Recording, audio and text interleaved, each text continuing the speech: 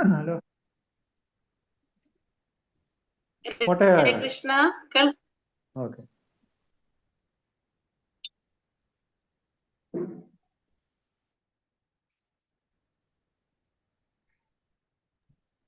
ഹരേ കൃഷ്ണ. ഹരേ കൃഷ്ണ മാതാജി, പ്രണാമം മാതാജി. ഹരേ കൃഷ്ണ. എല്ലാവർക്കും പ്രണാമം. ഹരേ കൃഷ്ണ മാതാജി. ഹരേ കൃഷ്ണ. ഹരേ കൃഷ്ണ. പ്രണാമം മാതാജി. എല്ലാവർക്കും പ്രണാമം. ഹരേ കൃഷ്ണ. ഓം നമോ ഭഗവതേ വാസുദേവായ. ഓം നമോ ഭഗവതേ വാസുദേവായ. ഓം നമോ ഭഗവതേ വാസുദേവായ. ഓം അജ്ഞാനതിമിരാന്തസ്യ ജ്ഞാനാഞ്ജനാശലാകയാ ചക്ഷുരുന്മീലിതം യേന തസ്മൈ ശ്രീഗുരവേ നമഃ. ശ്രീചൈതന്യമനോഭീഷ്ടം സ്ഥാപിതം യേന ഭൂതലേ സ്വയം രൂപ കഥാ മഹ്യം ദദാതി സോപദാന്തികം. വന്ദേഹം ശ്രീഗുരോ ശ്രീയുതപദകമലം ശ്രീഗുരോൻ വൈഷ്ണവാം ച ശ്രീരൂപം സാഗ്രജാതം സഹഗണ രഘുനാഥാന്വിതം തം സജീവം സാദൈതം സാവധൂതം പരിജന സഹിതം കൃഷ്ണ ചൈതന്യദേവം ശ്രീരാധാ കൃഷ്ണപാദാൻ സഹഗണ ലളിത ശ്രീ വിശാഖാന്വിതാംശ്ച. ഹേ കൃഷ്ണ കരുണാ സിന്ധോ ദീനബന്ധോ ജഗത്പദേ ഗോപേശ ഗോപികാ കാന്ത രാധാ കാന്ത നമോസ്തുതേ. തപ്ത കാഞ്ചന ഗൗരാംഗി ശ്രീരാധേ വൃന്ദാവനേശ്വരി.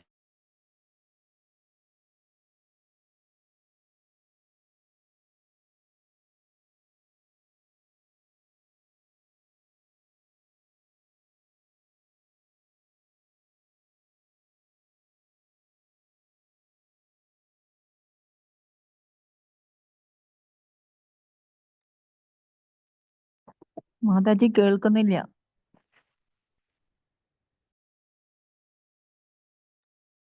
ഹരേ കൃഷ്ണ മാതാജി. സൗണ്ട് ഇല്ല. ഹരേ കൃഷ്ണ മാതാജി.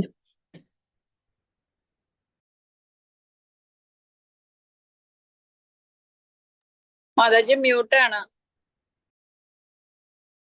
ഹരേ കൃഷ്ണ. കുമുദ മാതാജി, എന്റെ പെട്ടെന്ന് കട്ടായിട്ടുണ്ടായിരുന്നു. മാതാജി ഹോസ്റ്റ് ആയിട്ട് തിരിച്ചൊന്നു തന്നെ ആക്കിയാലോ? ആ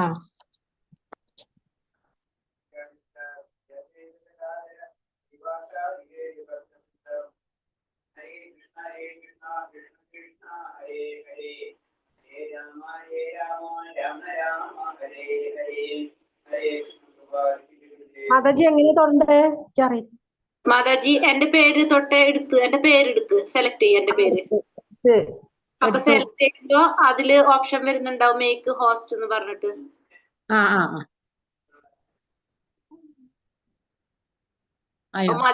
ഇല്ല, കോ ഹോസ്റ്റ് ആണ് ആക്കിയത്. ഒന്നും കൂടി ആക്കി തിരിച്ച് ഹോസ്റ്റ് ആക്കി പോയി മാതാജി. എന്തിലാ തൊണ്ടേ?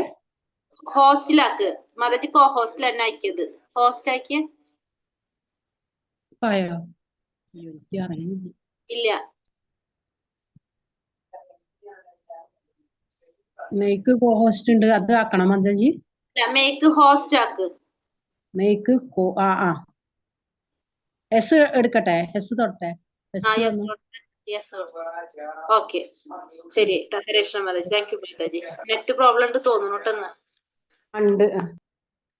കേക്കുണ്ടോ? ഞാൻ ബുദ്ധിമുട്ടുണ്ടെങ്കിൽ പറയും, ഞാൻ വീഡിയോ ഓഫ് ചെയ്തേക്കാം. കേക്കുണ്ട് മാതാജി, കേക്കുണ്ട്. ഹരേ കൃഷ്ണ. ഹരേ കൃഷ്ണ മാതാജി. പ്രണാമം. പ്രണാമം മാതാജി. എല്ലാവർക്കും പ്രണാമം. നമുക്ക് തുടങ്ങാം. ഷെയർ ചെയ്യട്ടെ കേട്ടോ.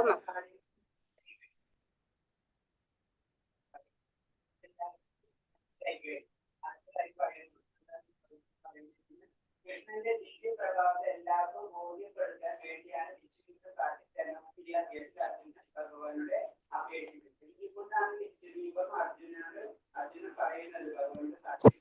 അധ്യായം 2 ഗീതാ വിഷയ സംഗ്രഹമാണ് നമ്മൾ ഇന്ന് പഠിക്കാൻ പോകുന്ന അധ്യായം. അധ്യായം 2ലേക്ക് നമ്മൾ കടക്കാണ്.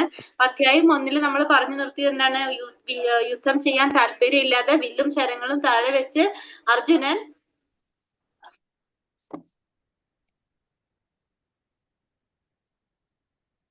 യുദ്ധം ചെയ്യാൻ താല്പര്യം. മാതാജി ലിങ്ക് പോസ്റ്റ് ചെയ്തിട്ടുണ്ടല്ലോ അല്ലെ? ഇപ്പൊ നമ്മളെ ക്ലാസ്സിലത്തെ ഒരു പ്രഭുവാണല്ലോ വിളിക്കുന്നത്. അല്ല, ഇപ്പൊ രണ്ടാമത് ചെയ്യണോ മാതാജി? ആദ്യം ഒന്ന് ചെയ്തതാ, ഒന്നും കൂടി ചെയ്യേണ്ടി വരും അല്ലേ മാതാജി? ഞാൻ ചെയ്തു. ഹരേ കൃഷ്ണ മാതാജി. അറിയില്ല, അപ്പൊ തന്നെ വിളിച്ചിട്ടുണ്ടായിരുന്നത് ജ്യോതിഷ് പ്രഭു എന്ന് പറഞ്ഞിട്ട്. ഹരേ കൃഷ്ണ. ഓം നമോ ഭഗവതേ വാസുദേവായ. അപ്പൊ വില്ലും ശരങ്ങളും താഴെ വെച്ച് യുദ്ധം ചെയ്യാൻ താല്പര്യമില്ലാതെ അർജുനൻ യുദ്ധം ചെയ്യാൻ വിഷമിച്ചിട്ടില്ല, അവരായിട്ട് യുദ്ധം ചെയ്യാൻ പറ്റില്ല എന്ന് പറഞ്ഞിട്ട് വില്ലും ശരങ്ങളും താഴെ വെച്ച് രഥത്തിൽ ഇരിക്കുന്നതായിട്ടാണ് നമ്മൾ ഒന്നാമത്തെ അധ്യായത്തിൽ ലാസ്റ്റ് കണ്ടത്. ഇപ്പൊ രണ്ടാമത്തെ അധ്യായത്തിലോട്ട് കടക്കാം നമുക്ക്. അപ്പൊ എന്താ പറഞ്ഞ, സഞ്ജയൻ പറയാണ്. ഹരേ കൃഷ്ണ. ഓം നമോ ഭഗവതേ വാസുദേവായ. സഞ്ജയ ഉവാച തം തഥാ കൃപയാവിഷ്ടം അശ്രുപൂർണാകുലേക്ഷണം വിഷീദന്തമിതം വാക്യം ഉവാച മധുസൂദന. സഞ്ജയൻ പറഞ്ഞു, അങ്ങനെ കരുണാർദ്രനായ അശ്രുക്കൾ നിറഞ്ഞ കണ്ണുകളോടെ നിൽക്കുന്നവനായ അർജുനനെ കണ്ടിട്ട് മധുസൂദനൻ പറഞ്ഞു. അപ്പൊ വില്ലും ശരങ്ങളൊക്കെ താഴെ വെച്ചിട്ട് ഇങ്ങനെ വിഷമിച്ച് അശ്രുക്കൾ നിറഞ്ഞ കണ്ണുകളോടെ നിൽക്കുന്ന അർജുനനെയാണ് പറയുന്നത്. ആ അർജുനനോട് കണ്ണ് നിറഞ്ഞ് യുദ്ധം ചെയ്യാൻ താല്പര്യമില്ല എന്ന് പറഞ്ഞു നിൽക്കുന്ന അർജുനനെ കണ്ടിട്ട് മധുസൂദനൻ പറഞ്ഞു. മധുസൂദനൻ എന്ന് പറയുന്നത് അർജുനൻ ഭഗവാന്റെ വേറൊരു പേരാണ് മധുസൂദനൻ. അപ്പൊ മധുസൂദനൻ എന്താ പറയുന്നത്? പറയാണ്, ഭൗതികമായ അനുകമ്പയും വിലാപവും കണ്ണുനീരുമെല്ലാം ആത്മാവിനെ കുറിച്ചുള്ള അജ്ഞാനത്തിന്റെ ലക്ഷണങ്ങളാണ്. ശാശ്വത ആത്മാവിനുള്ള അനുകമ്പയാണ് ആത്മസാക്ഷാത്കാരം. മധുസൂദന പറഞ്ഞു എന്തേലും? ഇല്ല മാതാജി. ഹരേ കൃഷ്ണ. ഓക്കെ. മധുസൂദന, പണ്ട് മധു എന്ന രാക്ഷസനെ ഭഗവാൻ കൃഷ്ണൻ കൊന്നിട്ടുണ്ട്. ഇപ്പോൾ അർജുനന് വേണ്ടത് തന്റെ കൃത്യനിർവഹണത്തിന് തടസ്സമായി നിൽക്കുന്ന വ്യാമോഹം എന്ന അസുരനെ നശിപ്പിക്കലാണ്. അപ്പൊ ഇവിടെ ഭഗവാന് മധുസൂദന എന്ന് പറയാൻ കാരണം മധു എന്ന രാക്ഷസനെ ഭഗവാൻ വധിച്ചിട്ടുണ്ട്. അതേപോലെ തന്നെ അർജുനന്റെ ഉള്ളില് തടസ്സമായിട്ട് നിൽക്കുന്ന, അർജുനന്റെ ധർമ്മം ചെയ്യാനായിട്ട് അർജുനന് വിലങ്ങായിട്ട് തടസ്സമായിട്ട് എന്താ നിൽക്കുന്ന, അർജുനന്റെ ഉള്ളിൽ ആ വ്യാമോഹം എന്ന അസുരനെ നശിപ്പിക്കുക. അതിനു വേണ്ടിയിട്ടാണ് ഭഗവാനെ എന്ന് വിളിക്കുന്നത് മധുസൂദന എന്ന് ഭഗവാന് പറയുന്നത്. അപ്പൊ ഭൗതികമായിട്ടുള്ള അനുകമ്പയും എന്താണ്, ആത്മാവിനെ കുറിച്ചുള്ള അജ്ഞാനത്തിന്റെ ലക്ഷണങ്ങളാണെന്നാ പറയുന്നത്. കാരണം ആത്മാവിന്റെ സാക്ഷാത്കാരം, ആത്മസാക്ഷാത്കാരം എന്ന് പറയുന്നത് എന്താണ്? ഭഗവാനിലേക്ക് തിരിച്ചെത്താന്നുള്ളത് അല്ലെ. അപ്പൊ ആ ആത്മാവിന്റെ സാക്ഷാത്കാരത്തിന് വേണ്ടി പ്രവർത്തിക്കാന്നല്ലാതെ അതിനു വേണ്ടിയിട്ട് നമ്മൾ കരയാന്ന് പറഞ്ഞെങ്കിൽ എന്തുകൊണ്ടാണ്? നമുക്ക് ആത്മാവിനെ കുറിച്ചുള്ള ആ അജ്ഞാനം കാരണം കൊണ്ടാണ്. ഇപ്പൊ നമ്മള് വീട്ടിൽ നിന്ന് നമ്മൾ പുറത്തേക്ക് പോയി കഴിഞ്ഞാല് നമുക്ക് തിരിച്ച് നമ്മളെ വീട്ടിലെത്തുമ്പോ ഭയങ്കര സന്തോഷവും സമാധാനം ആയിരിക്കില്ല. ഒരാഴ്ച ഒരു രണ്ടാഴ്ചയൊക്കെ നമ്മൾ വീട്ടിൽ നിന്ന് പുറത്ത് പോയി കഴിഞ്ഞ് വീട്ടിൽ വന്ന് കയറുമ്പോ വിചാരിക്കും എന്തൊരു സമാധാനം തോന്നാം നമുക്ക്. കാരണം നമുക്ക് അപ്പോഴാണ് നമുക്കൊരു ആശ്വാസം കിട്ടുക. അതേപോലെ തന്നെയാണ് ജീവാത്മാവിന്. ആത്മാവ് ഭഗവാന്റെ അംശമാണ്. തിരിച്ച് ഭഗവാനിലേക്ക് എത്തുമ്പോഴാണ് ആത്മാവിന് എന്ത് കിട്ടുന്നത്? സാക്ഷാത്കാരം കിട്ടുന്നത്. അപ്പൊ ആ സാക്ഷാത്കാരം ഇവര് മരണപ്പെടുമ്പോ എന്താ സംഭവിക്കുന്നത്? ആ ആത്മാവിന് സാക്ഷാത്കാരം കിട്ടും. അപ്പൊ അത് ആത്മാവിനെ കുറിച്ച് നമ്മള് ഈ അജ്ഞത ആയതുകൊണ്ടാണ് നമ്മൾ എന്ത് ചിന്തിക്കുന്നത്? ഈ കണ്ണുനീരും നമ്മൾ ഈ മരണപ്പെടുമ്പോ നമ്മൾ ഈ വിലാപവും കണ്ണുനീരും ഒക്കെ പറയുന്നത്. അതൊക്കെ ഭൗതികമായിട്ടുള്ള നമ്മളെ ആ ശരീരത്തിന്റെ ബന്ധം കൊണ്ടാണ് നമ്മൾ ഇതൊക്കെ പറഞ്ഞു പോകുന്നതെന്ന് പറയുന്നത്. അത് അജ്ഞത കൊണ്ടാണ് അത് സംഭവിക്കുന്നതെന്ന് പറഞ്ഞു തരാണ് നമുക്ക്. ശ്രീ ഭഗവാനുവാച. അപ്പൊ ഭഗവാൻ ഈ കണ്ണുനീർ കണ്ടിട്ട് ഭഗവാൻ എന്താ പറയുന്നത്? കുതസ്ത്വ കശ്മലമിതം വിഷമേ സമുപസ്ഥിതം അനാര്യജുഷ്ട അസൗഖ്യം അകീർത്തികര അർജുന. ശ്രീ ഭഗവാൻ പറഞ്ഞു, പ്രിയപ്പെട്ട അർജുന, നിനക്ക് എവിടെ നിന്നാണ് ഈ മാലിന്യം വന്നുപെട്ടത്? ജീവിതത്തിന്റെ മൂല്യം എന്തെന്ന് അറിയുന്ന ഒരാൾക്ക് ഇതൊട്ടും യോജിച്ചതല്ല. ഉപരിലോകങ്ങളിലേക്കല്ല, അകീർത്തിയിലേക്കാണ് ഇത് നയിക്കുക. അപ്പൊ ഭഗവാൻ അർജുനനോട് ചോദിക്കാണ്, അർജുന, നിനക്ക് എവിടെ നിന്നാണ് ഈ മാലിന്യം വന്നുപെട്ടത്? ജീവിതത്തിന്റെ മൂല്യത്തെ കുറിച്ച് അറിയുന്ന ഒരാൾക്ക് ഇതൊട്ടും യോജിച്ചിട്ടുള്ള കാര്യമല്ല. ഇത് ഉപരിലോകങ്ങളിലേക്കല്ല, നിന്നെ അകീർത്തിയിലേക്കായിരിക്കും നിന്നെ നയിക്കുക. നിന്റെ കീർത്തിയാണ് ഇവിടെ നഷ്ടപ്പെടുന്നത്. കാരണം അർജുനൻ ആരാണ്? വില്ലാളി വീരനാണ്. അത്രയും ഏറ്റവും കൂടുതൽ നമ്മൾ എന്താ പറയാ, മഹാരഥനാണ്. 60,000 യോദ്ധാക്കളെ ഒറ്റയടിക്ക് അവരായിട്ട് യുദ്ധം ചെയ്യാൻ സാധിക്കുന്ന ഒരു വ്യക്തിയാണ് ആര്? അർജുനൻ. ആ അർജുനന്റെ കീർത്തിയാണ് നഷ്ടപ്പെടുക. അപ്പൊ എല്ലാവരും എന്ത് പറയും? നിന്നെ മോശമായിട്ട് ചിത്രീകരിക്കും. നിന്റെ അകീർത്തിയിലേക്കാണ് നിന്നെ ഇത് നയിക്കുക എന്ന് ആര് പറഞ്ഞു കൊടുക്കാണ്? ഭഗവാൻ അർജുനനോട് പറഞ്ഞു കൊടുക്കാണ്. പരമസത്യത്തെ അറിയുവാൻ അതിനെ സമാനമായ 3 ഭാവങ്ങളിലാണ് സാക്ഷാത്കരിക്കുന്നത്. പരമസത്യത്തിന്റെ ആ ഭാവങ്ങൾ ബ്രഹ്മമായും പരമാത്മാവായും ഭഗവാനായും അറിയപ്പെടുന്നു. സൂര്യപ്രകാശം, സൂര്യോപരിതലം, സൂര്യഗ്രഹം എന്നിങ്ങനെ 3 മാനങ്ങളുള്ള സൂര്യനോട് ഈ 3 ദിവ്യഭാവങ്ങളെ ഉപമിക്കാം. ഭഗവാൻ സമ്പത്ത്, ശക്തി, യശസ്, സൗന്ദര്യം, ജ്ഞാനം, ത്യാഗം എന്നിവ പരിപൂർണമായി ഉൾക്കൊള്ളുന്ന പരമപുരുഷൻ. അപ്പോ ഭഗവാൻ അർജുനനോട് എന്താ പറഞ്ഞത്? ഇത് നിന്നെ കീർത്തിയിലേക്കല്ല, അകീർത്തിയിലേക്കായിരിക്കും നിന്നെ നയിക്കുന്നത്. ഉപരിലോകങ്ങളിലേക്കല്ല കൊണ്ടുപോകാന്ന് പറഞ്ഞു അല്ലെ. അതിനുശേഷം എന്താ പറയുന്നത്? അതിനുശേഷം പറയണമെന്ന് വെച്ചിട്ടുണ്ടെങ്കിൽ ഭഗവാനെ സാക്ഷാത്കരിക്കാനായിട്ട് ആത്മസാക്ഷാത്കാരം ചെയ്യണം, ഭഗവത് സാക്ഷാത്കാരത്തിലേക്ക് എത്തണം എന്നാണ് ഭഗവാൻ പറയുന്നത്. അതിന് 3 തരത്തിൽ നമുക്ക് സാക്ഷാത്കാരം നടത്താം, 3 ഭാവങ്ങളിൽ നമുക്ക് ആത്മസാക്ഷാത്കാരം ചെയ്യാനായിട്ട് സാധിക്കും. അതെങ്ങനെയാണ് നമുക്കറിയാം, ബ്രഹ്മത്തിലും പരമാത്മാ രൂപത്തിലും പിന്നെ ഭഗവാനിലും. അപ്പൊ ബ്രഹ്മരൂപത്തില് ഭഗവാനെ സാക്ഷാത്കരിക്കാന്ന് പറയുന്നത് എങ്ങനെയാണ്? ബ്രഹ്മത്തിന്റെ സാക്ഷാത്കാരം എന്ന് വെച്ചിട്ടുണ്ടെങ്കിൽ ഭഗവാന്റെ ആ ജ്യോതിസിലേക്ക് ലയിക്കുന്നതിനാണ്, നമ്മൾ പ്രകാശത്തിലേക്ക് ലയിക്കുന്നതിനാണ് നമ്മൾ എന്ത് പറയണത്? ബ്രഹ്മ സാക്ഷാത്കാരം എന്ന് പറയുന്നത്. അപ്പൊ ഭഗവാന്റെ ആ വെളിച്ചം, ഒരു പ്രകാശം, ഭഗവാന് ചുറ്റുമുള്ള ഒരു പ്രകാശത്തിലേക്ക് ലയിക്കുന്നതാണ് ബ്രഹ്മ സാക്ഷാത്കാരം.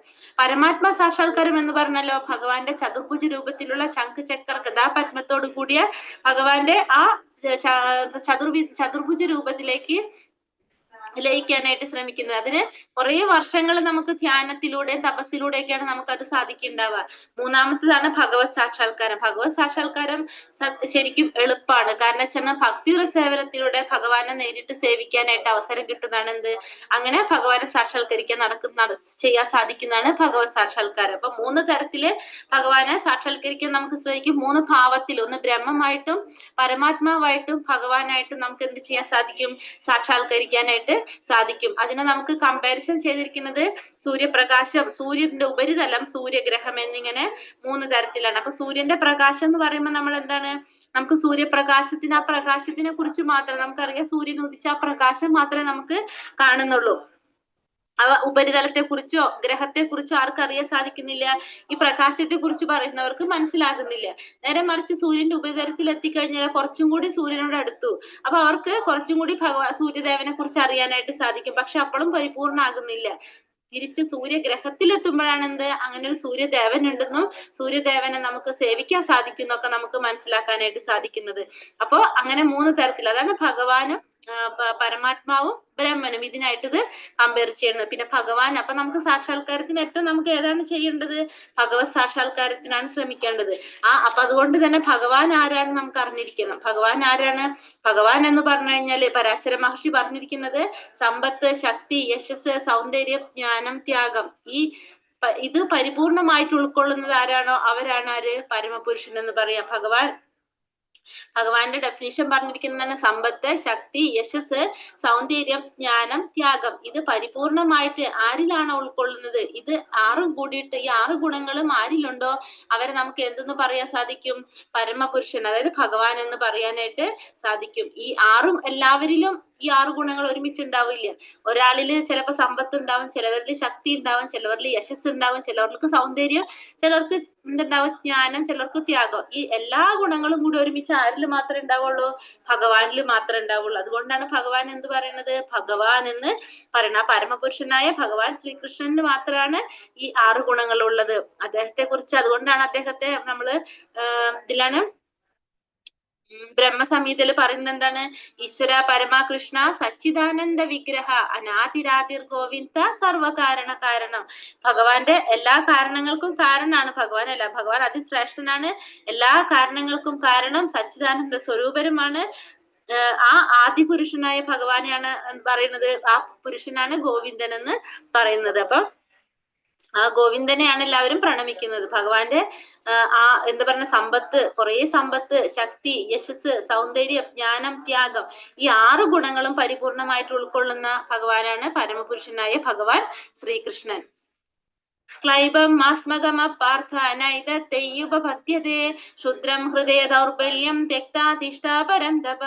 ഹേ പാർത്ഥ, തരം താണ ഈ അണത്തുമില്ലായ്മയ്ക്ക് അധീനനാകരുത്. നിനക്ക് യോജിക്കുന്നതല്ല ഇത്. ശത്രുക്കളെ ജയിക്കുന്നവനെ ക്ഷുദ്രമായ ഹൃദയ ദൗർബല്യത്തെ ഉപേക്ഷിച്ചെഴുന്നേൽക്കൂ. അപ്പൊ എന്ന് പറഞ്ഞാൽ തരം താണ ഒരു ആണത്തമില്ലായ്മയ്ക്ക് നീ അധീനനാകരുതെന്നാ പറയുന്നത്. ഇതൊന്നും നിനക്ക് യോജിക്കുന്ന പ്രവൃത്തിയല്ല. ശത്രുക്കളെ ജയിക്കുന്നവനെ ക്ഷുദ്രമായ ഹൃദയ ദൗർബല്യത്തെ ഉപേക്ഷിച്ച് നീ എഴുന്നേൽക്കൂ എന്നിവിടെ ആര് പറഞ്ഞു കൊടുക്കാണ്? ഭഗവാൻ അർജുനനോട് പറയാണ്. പാർത്ഥൻ എന്ന് വെച്ചാൽ നമുക്കറിയാം പൃഥയുടെ പുത്രൻ. കുന്തി ദേവിയുടെ വേറൊരു പേരാണ് പൃഥ എന്നുള്ളത്. അപ്പൊ പൃഥയുടെ മകനായതുകൊണ്ട് അർജുനനെ പാർത്ഥൻ എന്ന് പറയുന്നുണ്ട്. കൃഷ്ണന്റെ പിതാവായ വസുദേവരുടെ സഹോദരിയാണ് പൃഥ അഥവാ കുന്തി.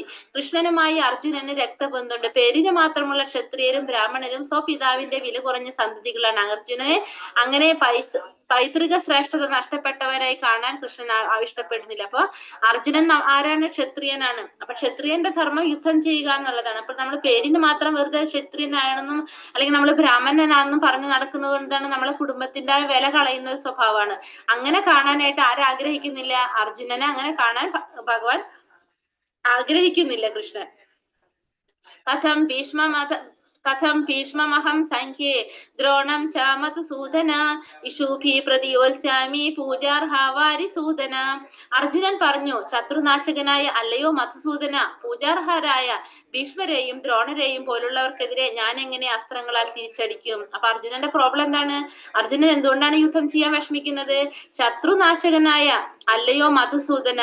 അപ്പൊ ശത്രുക്കളെ നശിപ്പിക്കുന്നവനാണ് മധുസൂദനൻ അല്ലെ.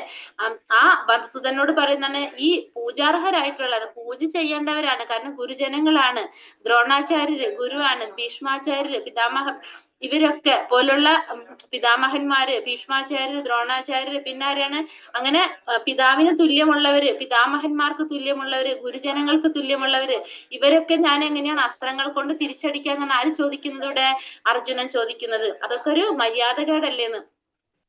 ഗുരുജനങ്ങളോട് വാക്സമരത്തിൽ പോലും ഏർപ്പെടുന്നതാണ് സാമാന്യ മര്യാദ. നമ്മൾ ഒരിക്കലും അവരോട് വാക്കുകൊണ്ട് പോലും നമ്മൾ തർക്കിക്കാൻ പോകരുതും പാടില്ല എന്നാണ് പറയുന്നത് ഗുരുജനങ്ങളുടെ അടുത്ത്. തന്റെ പിതാമഹനായ ഉഗ്രസേനനെയോ ഗുരുവായ സന്ദീപനി മുനിയെയോ എതിർക്കാൻ കൃഷ്ണൻ തുനിയുമോ?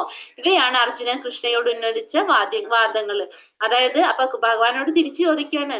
സന്ദീപനി മഹർഷി അതായത് ഭഗവാന്റെ ഗുരു ആയിരുന്നു, പിന്നെ തന്റെ പിതാമഹനായിട്ടുള്ള ഉഗ്രസേനൻ, ഇവരുടെ അടുത്തൊക്കെ ഇതേപോലെ ചെയ്യാനായിട്ട് എതിർക്കാനായിട്ട് ഭഗവാൻ ചെയ്യുമെന്നാണ് ആര് ചോദിക്കുന്നത്? അർജുനൻ ചോദിക്കുന്നത്. അർജുനൻ ഒട്ടും ആഗ്രഹിക്കുന്നില്ല ഇവരായിട്ട് യുദ്ധം ചെയ്യാനായിട്ട്. ഗുരു നഹത്വാഹി മഹാനുഭാവാൻ ശ്രേയോ ഭോക്തും പൈഷ്യമ്യപീഹ ലോകേ ഹത്വാർത്ഥകാമാസ്തു ഗുരൂനി ഹൈവ ഭുഞ്ജീയ ഭോഗാൻ രുതിര പ്രതിഗ്ധാൻ. എന്റെ ഗുരുജനങ്ങളായ മഹാത്മാക്കളുടെ ജീവിതം കൊണ്ട് പന്താടുന്നതിനേക്കാൾ നല്ലത് ഭിക്ഷയാചിച്ച് ഉപജീവിക്കുന്നതാകും. ലൗകിക നേട്ടങ്ങൾ ആഗ്രഹിക്കുന്നവരെങ്കിലും ഗുരുജനങ്ങളായ അവർ വധിക്കപ്പെടുകയാണെങ്കിൽ നാം ആസ്വദിക്കുന്ന സുഖങ്ങളെല്ലാം രക്തപങ്കിലമാകും. അപ്പൊ അർജുനൻ എന്താ പറഞ്ഞത്? എന്റെ ഗുരുജനങ്ങളായ മഹാത്മാക്കളുടെ ജീവിതം കൊണ്ട് പന്താടുന്നതിനേക്കാൾ നല്ലത്. അപ്പൊ ഇവരൊക്കെ വെച്ചിട്ട് ജീവിതം കൊണ്ട് ഇവരൊക്കെ ഉപദ്രവിച്ച് ഇവരൊക്കെ വധിച്ച് നമ്മള് ഇങ്ങനെ ഈ നേട്ടങ്ങളൊക്കെ നേടുന്നതിനേക്കാളും നല്ലത്, ഈ നേട്ടങ്ങൾ ഉണ്ടാക്കുന്നതിനേക്കാളും നല്ലത് ഭിക്ഷയാചിച്ച് ഉപജീവനം നടത്തുന്നതാകും. കാരണം ഈ ഗുരുജനങ്ങളൊക്കെ നമ്മൾ ഈ ഒരു ആഗ്രഹം നടത്താൻ വേണ്ടിയിട്ട് ഇവരൊക്കെ വധിക്കപ്പെടുകയാണെങ്കിൽ നമ്മൾ ആസ്വദിക്കുന്ന ഈ സുഖങ്ങളൊക്കെ എന്താണ്? രക്തപങ്കിലമായിട്ടുള്ളതായിരിക്കും എന്നാണ് ഇവിടെ ആര് പറഞ്ഞു കൊടുക്കുന്നത്? അർജുനൻ ഭഗവാനോട് പറയുന്നത്. കാരണം അർജുനൻ അത്രയും ചിന്തിക്കാണ്. അർജുനൻ ആരാണ്? അർജുനൻ ചിന്തിക്കാണ് തന്റെ ഗുരുക്കന്മാരൊക്കെ വധിച്ചിട്ട് അവരുടെ രക്തം പൂണ്ട ആ സുഖങ്ങള് അത് കിട്ടിക്കഴിഞ്ഞിട്ട് ആസ്വദിക്കാനായിട്ട് നമുക്ക് പറ്റില്ല. കാരണം അർജുനന്റെ മനസ്സിലുണ്ടാവുന്ന ആ ഫീലിങ്സ് എപ്പോഴും എന്തായിരിക്കും? ഇവരൊക്കെ വധിച്ചുകൊണ്ടല്ലേ എനിക്ക് ആ സുഖം കിട്ടിയത്, അപ്പൊ അതൊരിക്കലും നമുക്ക് ആസ്വദിക്കാൻ പറ്റില്ലല്ലോ. ലൗകിക നേട്ടത്തിന് വേണ്ടിയിട്ട് നമ്മൾ ഇതൊക്കെ ചെയ്യുന്നത് തെറ്റല്ലേ എന്നാണ് ആര് ചിന്തിക്കുന്നത്? അർജുനൻ ചിന്തിക്കുന്നത്. അപ്പോ എന്താണ്? വൈദിക നിയമങ്ങൾ അനുസരിച്ച് ദുഷ്കൃത്യം ചെയ്യുന്നവനും വിവേകം നശിച്ചവനുമായ ഗുരുവിനെ ഉപേക്ഷിക്കാം. ഭീഷ്മരും ദ്രോണരും ദുര്യോധനന്റെ സാമ്പത്തിക സഹായം സ്വീകരിച്ചു പോയത് കൊണ്ട് അയാളുടെ പക്ഷത്തു ചേരാൻ ബാധ്യസ്ഥരായി. സാമ്പത്തിക പരിഗണനകൾക്ക് വശംവദരായി അവർ അപ്രകാരം ചെയ്യാൻ പാടില്ലാത്തതായിരുന്നു. ഈ സാഹചര്യത്തിൽ അവർ ഗുരുത്വത്തിന്റെ മഹനീയത നഷ്ടപ്പെടുത്തി. അപ്പൊ അർജുനൻ എത്രയും ഭക്തന്റെ ഒരു ക്വാളിറ്റിയാണ് നമുക്ക് മനസ്സിലാകുന്നത്. കാരണം എന്തൊക്കെ രീതിയിൽ അർജുനൻ അവരൊക്കെ ഉപദ്രവിച്ചിട്ടുണ്ട്. ഇപ്പൊ ഈ ദ്രോണാചാര്യരായാലും ഭീഷ്മര് ഇവരൊക്കെ എന്താണ്? ഇവര് പ്രത്യക്ഷത്തിൽ അല്ലെങ്കിലും ഇൻഡയറക്ട്ലി അവര് ആരെ സപ്പോർട്ട് ചെയ്യണം? അവര് സപ്പോർട്ട് ചെയ്യണമെന്ന് നമുക്കറിയാം. ദുര്യോധനാണ് സപ്പോർട്ട് ചെയ്യുന്നത് അല്ലെ. അപ്പോ ദുര്യോധന സഭയില് നമ്മളെ പാഞ്ചാലിയുടെ വസ്ത്രാക്ഷേപം നടത്തിയ സമയത്തൊക്കെ ഇവരും ഉണ്ടായിരുന്നു ആ സഭയില്. ഇത്രയും അധർമാണ് അവർ ചെയ്തെന്ന് അറിഞ്ഞിട്ട് പോലും അവര് മിണ്ടാതിരിക്കുകയാണ് ചെയ്തിട്ടുണ്ടായിരുന്നത്. അവർ ഒരക്ഷരം മിണ്ടിയില്ല ആ സമയത്തൊന്നും. അപ്പൊ ഇവരൊക്കെ ആരാണ്? ഇപ്പൊ നമ്മൾ പറഞ്ഞു കഴിഞ്ഞാൽ ഇവരൊക്കെ ദുഷ്കൃത്യം ചെയ്യുന്നവരാണെന്ന്, വിവേകം നശിച്ചവരാണ് ഗുരുക്കന്മാരെന്ന് നമുക്ക് പറയാം. കാരണം ശരിക്കും നമ്മൾ ഏതൊരു സമയത്തും നമ്മൾ എന്ത് ചെയ്യണം? സത്യത്തിനും ധർമ്മത്തിനും അധർമ്മത്തിനെതിരെ പോരാടേണ്ടവരാണ് നമ്മൾ. എന്നിട്ടും അങ്ങനത്തെ സാഹചര്യങ്ങളും ഭീഷ്മരായാലും ദ്രോണരായാലും എന്ത് ചെയ്തു? ദുര്യോധനന്റെ പക്ഷത്താണ് ചെയ്തു പോയത്. കാരണം സാമ്പത്തിക സഹായം സ്വീകരിച്ചു പോയത് കൊണ്ടാവാം. പക്ഷെ എങ്കിലും സപ്പോർട്ട് ചെയ്തത് ആരെയാണ്? ദുര്യോധനാണ് സപ്പോർട്ട് ചെയ്തത്. അപ്പൊ അതുകൊണ്ട് തന്നെ അവരെന്ത് ചെയ്തു? ഗുരുത്വത്തിന്റെ ആ മഹനീയത നഷ്ടപ്പെടുത്തിയവനാണ്. അപ്പൊ പറയുന്നത് എന്താണ്? അങ്ങനെയുള്ള ഗുരുക്കിനെ നമുക്ക് ഉപേക്ഷിക്കുന്നതിന് കൊണ്ട് യാതൊരു തെറ്റില്ല എന്നാണ് പറയുന്നത്. ന ചെയ്ത ദിക്മകതരന്നോ ഗരിയോ യത്വ ജയേമായതിവാനോ ജയേയുഹു യാനേവ ഹത്വാ ന ജിജീവിഷാമാസ്തേവ സ്ഥിതാ പ്രമുഖേതാർത്ഥ രാഷ്ട്ര. അവരെ ജയിക്കുന്നതോ അവരാൽ തോൽപ്പിക്കപ്പെടുന്നതോ ഏതാണ് നല്ലതെന്ന് നമുക്ക് അറിഞ്ഞുകൂടാ. ധൃതരാഷ്ട്രപുത്രന്മാരെ കൊന്നിട്ട് നാം ജീവിച്ചിരുന്നിട്ട് എന്തു കാര്യം? എങ്കിലും അവർ ഇപ്പോൾ ഈ യുദ്ധത്തിനായി നമ്മുടെ മുമ്പാകെ നിൽക്കുന്നു. അപ്പൊ അവരെ ജയിക്കുന്നതാണോ അല്ലെങ്കിൽ അവരാൽ തോൽക്കപ്പെടുന്നതാണോ ഏതാണ് നല്ലതെന്നുള്ളത് എനിക്ക് മനസ്സിലാകുന്നില്ല. അവരെ കൊന്നിട്ട് നമ്മൾ ജീവിച്ചിരുന്നിട്ട് എന്താ കാര്യം? കാരണം ഇപ്പൊ നമ്മളെ മുന്നിൽ യുദ്ധം നിൽക്കുന്നുണ്ട്. അപ്പൊ അവരെല്ലാവരെയും കൊന്നു. അപ്പൊ ആര് മാത്രമേ ഉള്ളൂ? പിന്നെ നമ്മൾ പാണ്ഡവര് മാത്രമേ ഉള്ളൂ. അപ്പൊ നമ്മള് അനുഭവിക്കുന്ന സുഖം കാണാൻ പോലും ആരുമില്ല. അപ്പൊ പിന്നെ അവരെ കൊന്നിട്ട് നമ്മൾ ജീവിച്ചിരുന്നിട്ട് എന്തെങ്കിലും കാര്യമുണ്ടോ എന്നാണ് ഇവിടെ ആര് ചിന്തിക്കുന്നത്? അർജുനൻ ചിന്തിക്കുന്നത്. അർജുനൻ മഹാനായ ഒരു ഭഗവത് ഭക്തൻ മാത്രമല്ല, അത്യന്തം വിവേകശാലിയും സുനിയന്ത്രിതമായ മനസ്സും ഇന്ദ്രിയങ്ങളും ഉള്ളവനാണെന്ന് വ്യക്തമാകുന്നുണ്ട്. രാജകുടുംബത്തിൽ പിറന്നവനെങ്കിലും താൻ ഭിക്ഷാടനത്തിൽ ജീവിച്ചു കൊള്ളാമെന്ന നിലപാട് അദ്ദേഹത്തിന്റെ നിസ്സംഗതയെ വെളിപ്പെടുത്തുന്നു.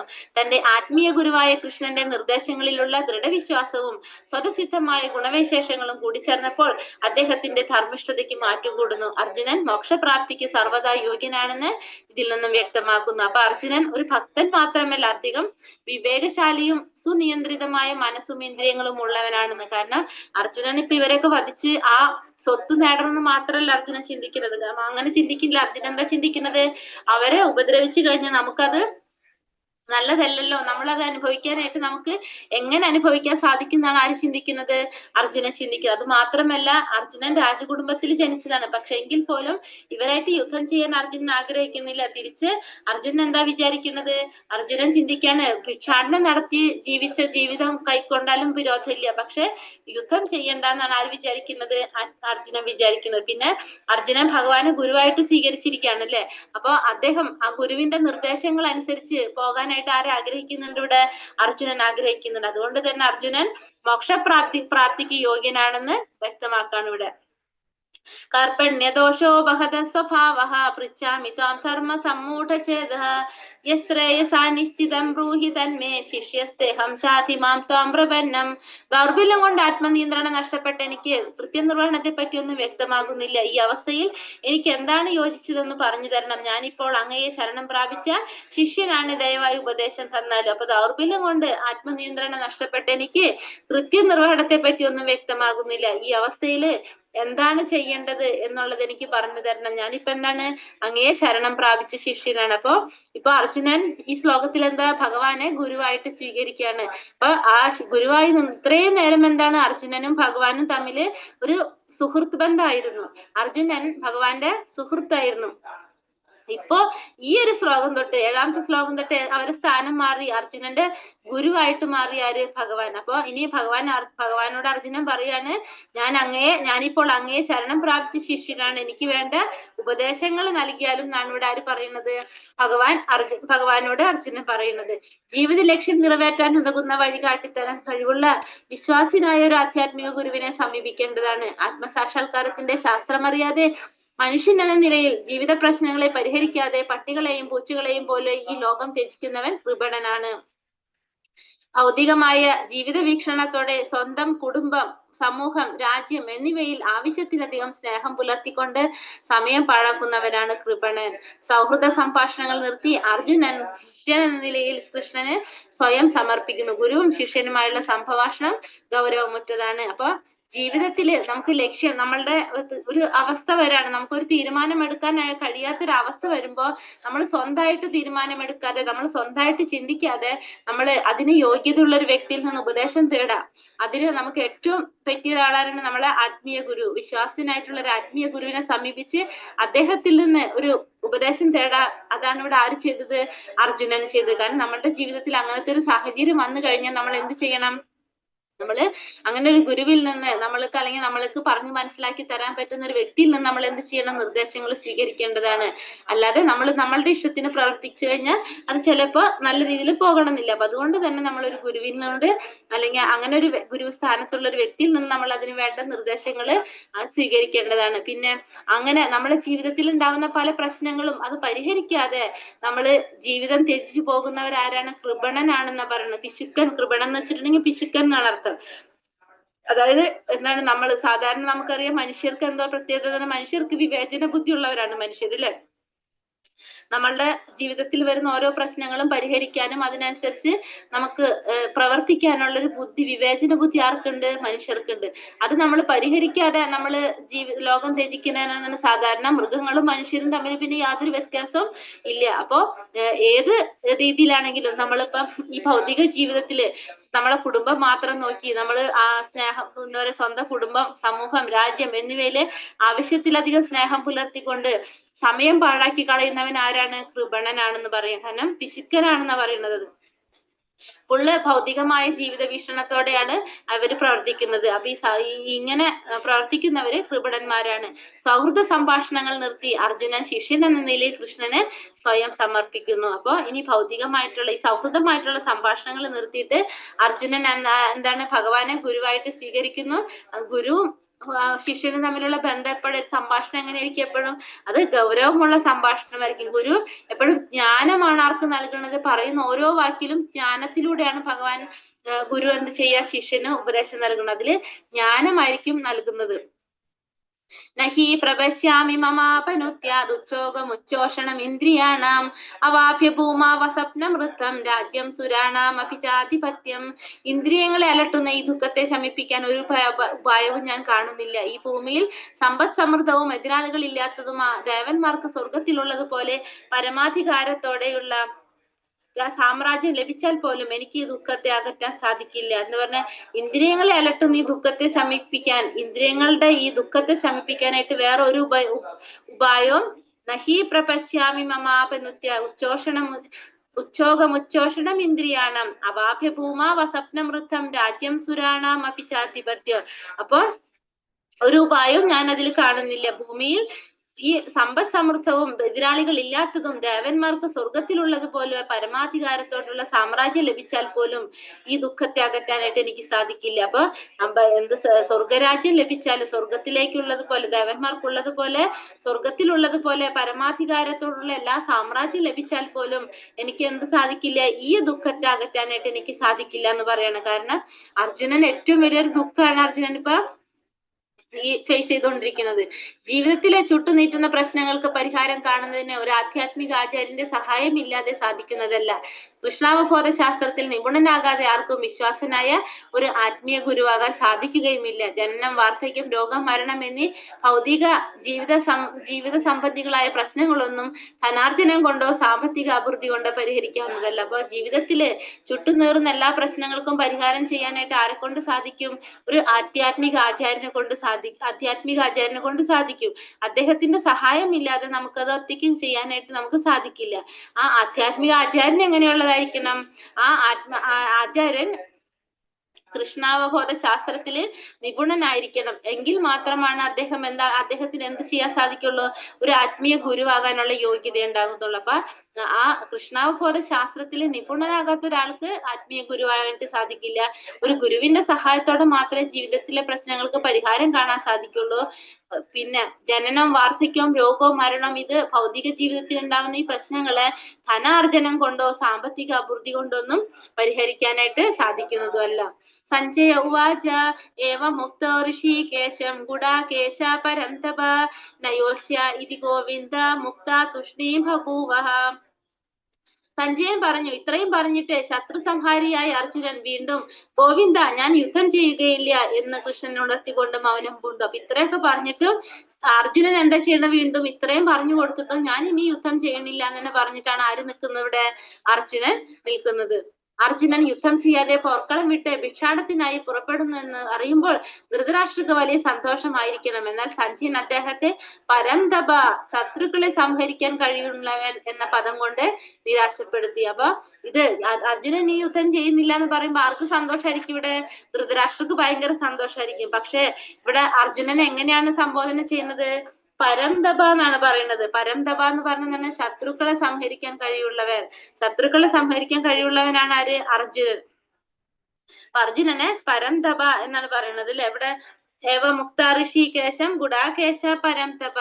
പരംതപ എന്ന് പറഞ്ഞു വെച്ചിട്ടുണ്ടെങ്കിൽ ശത്രുക്കളെ സംഹരിക്കാനായിട്ട് കഴിവുള്ളവനാണ് അർജുനൻ എന്ന പദം കൊണ്ട് നിരാശപ്പെടുത്തണം. അത് ഇൻഡയറക്ട്ലി ഓർമ്മിപ്പിക്കുകയാണ് അർജുനൻ അത്രയും കഴിവുള്ള ഒരു വ്യക്തിയാണെന്ന് ഓർമ്മിപ്പിക്കുകയാണ്. തമുവാച ഋഷികേശ പ്രഹസന്നിവ ഭാരത സേനയോരൂപയോർ മധ്യേ വിഷീദന്തമിതം വചഃ. അല്ലയോ ഭാരത, അപ്പോൾ ഇരു സൈന്യങ്ങളുടെയും നടുവിൽ വെച്ച് മന്ദഹാസത്തോടെ കൃഷ്ണൻ ദുഃഖിതനായ അർജുനനോട് ഇങ്ങനെ പറഞ്ഞു. എന്താ പറഞ്ഞ? അപ്പൊ അല്ലയോ ഭാരത, ഇരു സൈന്യങ്ങളുടെയും നടുവിൽ വെച്ച് മന്ദഹാസത്തോടെ കൃഷ്ണൻ ദുഃഖിതനായ അർജുനനോട് പറഞ്ഞു. അപ്പൊ അർജുനനോട് കൃഷ്ണൻ എന്താ പറയുന്നത്?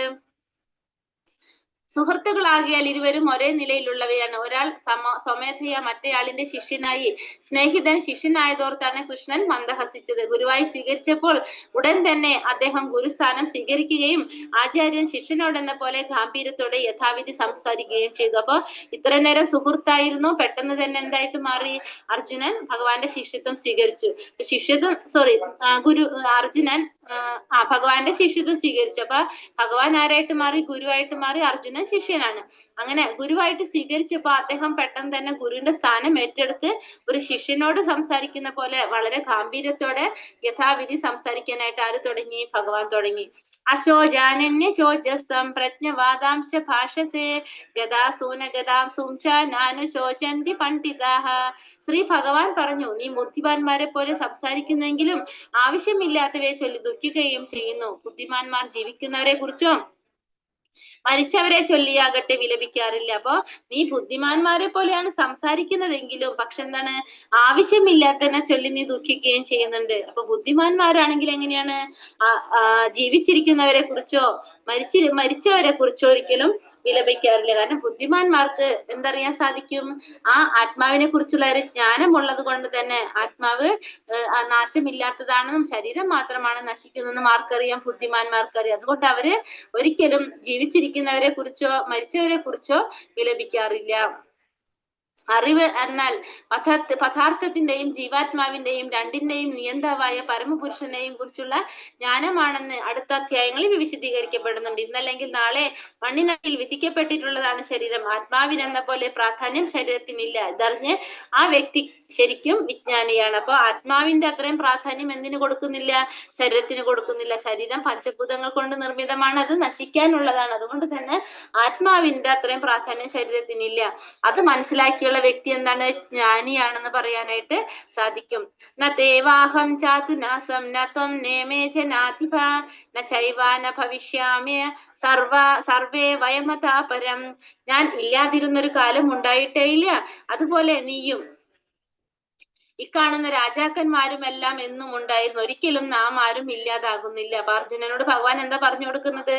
നാം ഇല്ലാതായിട്ടുള്ളൊരു കാലം ഉണ്ടായിട്ടേ ഇല്ല എന്ന്. നമ്മള് ഉണ്ടാവാത്തൊരു കാലം ഉണ്ടായിട്ടില്ല. അതുപോലെ തന്നെ നീയും ഇക്കാണുന്ന രാജാക്കന്മാരും എല്ലാവരും ഉണ്ടായിരുന്നെന്നും. ഒരിക്കലും നാം ആരും ഇല്ലാതാകുന്നില്ല. ഒരിക്കലും നമ്മൾ ആരും ഇല്ലാതാകുന്നില്ല. നമ്മള് ഇല്ലാത്തൊരു കാലം ഉണ്ടായിട്ടേ ഇല്ല. ഇനി നീയും ഉണ്ടായിരുന്നു പണ്ടും, ഞാനും ഉണ്ടായിരുന്നു പണ്ടും. ഒരിക്കലും നാം ആരും ഇല്ലാതാകുന്നില്ല എന്ന് ആര് പറയാണ്? ഇവിടെ ഭഗവാൻ പറഞ്ഞു കൊടുക്കാണ്. സർവോത്കൃഷ്ടനായ വ്യക്തിയാണ് പരമദിവ്യോത്തമ പുരുഷനായ കൃഷ്ണൻ. ഭഗവാന്റെ സനാതന സുഹൃത്തായ അർജുനനും പോർനിലത്ത് ഒത്തുചേർന്നിട്ടുള്ള രാജാക്കന്മാരും ശാശ്വത വ്യക്തികൾ തന്നെ. അവരാരും മുൻകാലത്ത് ജീവിക്കാത്തവരോ മേലിൽ ശാശ്വതത്വം നഷ്ടപ്പെട്ടവരോ അല്ല. അവരുടെ വ്യക്തിത്വം പണ്ടേ ഉള്ളതാണ്. അത് ഭാവിയിലും നിലനിൽക്കും. അതിനാൽ ആരെ കുറിച്ചും ദുഃഖിക്കേണ്ട ആവശ്യമില്ല. അപ്പൊ സർവോത്കൃഷ്ടനായ വ്യക്തിയാണ് ആര്? ഭഗവാൻ ശ്രീകൃഷ്ണൻ. ഭഗവാന്റെ സനാതന സുഹൃത്തായിട്ടുള്ള അർജുനനും പോർനിലത്ത് ഒത്തുചേർന്നിട്ടുള്ള രാജാക്കന്മാരും ശാശ്വത വ്യക്തികൾ തന്നെ. അവരാരും മുൻകാലത്ത് ജീവിക്കാത്തവരോ മേലിൽ ശാശ്വത നഷ്ടപ്പെട്ടവരല്ല. അവരുടെ വ്യക്തിത്വം പണ്ടേ ഉള്ളതാണ്.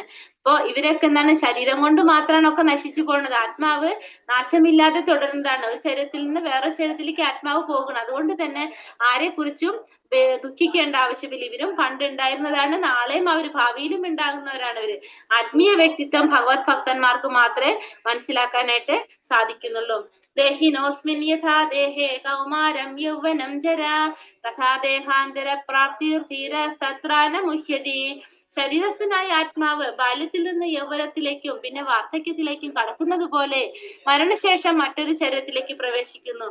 സമചിത്തനായ ഒരാൾക്ക് ഈ പരിണാമത്തെ പറ്റി സംഭ്രമം ഉണ്ടാകുന്നില്ല. എന്താ അവിടെ പറയണത്? ശരീരസ്ഥനായ ആത്മാവ്. അപ്പൊ ആത്മാവിനെ കുറിച്ച് പറഞ്ഞു കൊടുക്കാണ്. നമ്മളിപ്പോ തന്നെ ഭഗവാൻ എന്താ പറഞ്ഞിട്ടുള്ളത്? നമ്മള് നീയും ഉണ്ടായിരുന്നു, ഞാനും ഉണ്ടായിരുന്നു, നമ്മൾ ഇല്ലാത്തൊരു കാലം ഉണ്ടാവുന്നില്ല, ഇനി ഉണ്ടാകാനും പോകുന്നില്ല. അതെല്ലാവരും ശാശ്വതരായിട്ടുള്ളതാണ്. എല്ലാവരും എല്ലാ സമയത്തും ഉണ്ടായിരുന്നു. അതിന് പറഞ്ഞു കൊടുക്കാണ്, ശരീരസ്ഥനായ ആത്മാവ് ബാല്യത്തിൽ നിന്ന് യൗവനത്തിലേക്കും പിന്നെ വാർദ്ധക്യത്തിലേക്കും കടക്കുന്നത് പോലെ മരണശേഷം മറ്റൊരു ശരീരത്തിലേക്ക് പ്രവേശിക്കുന്നു.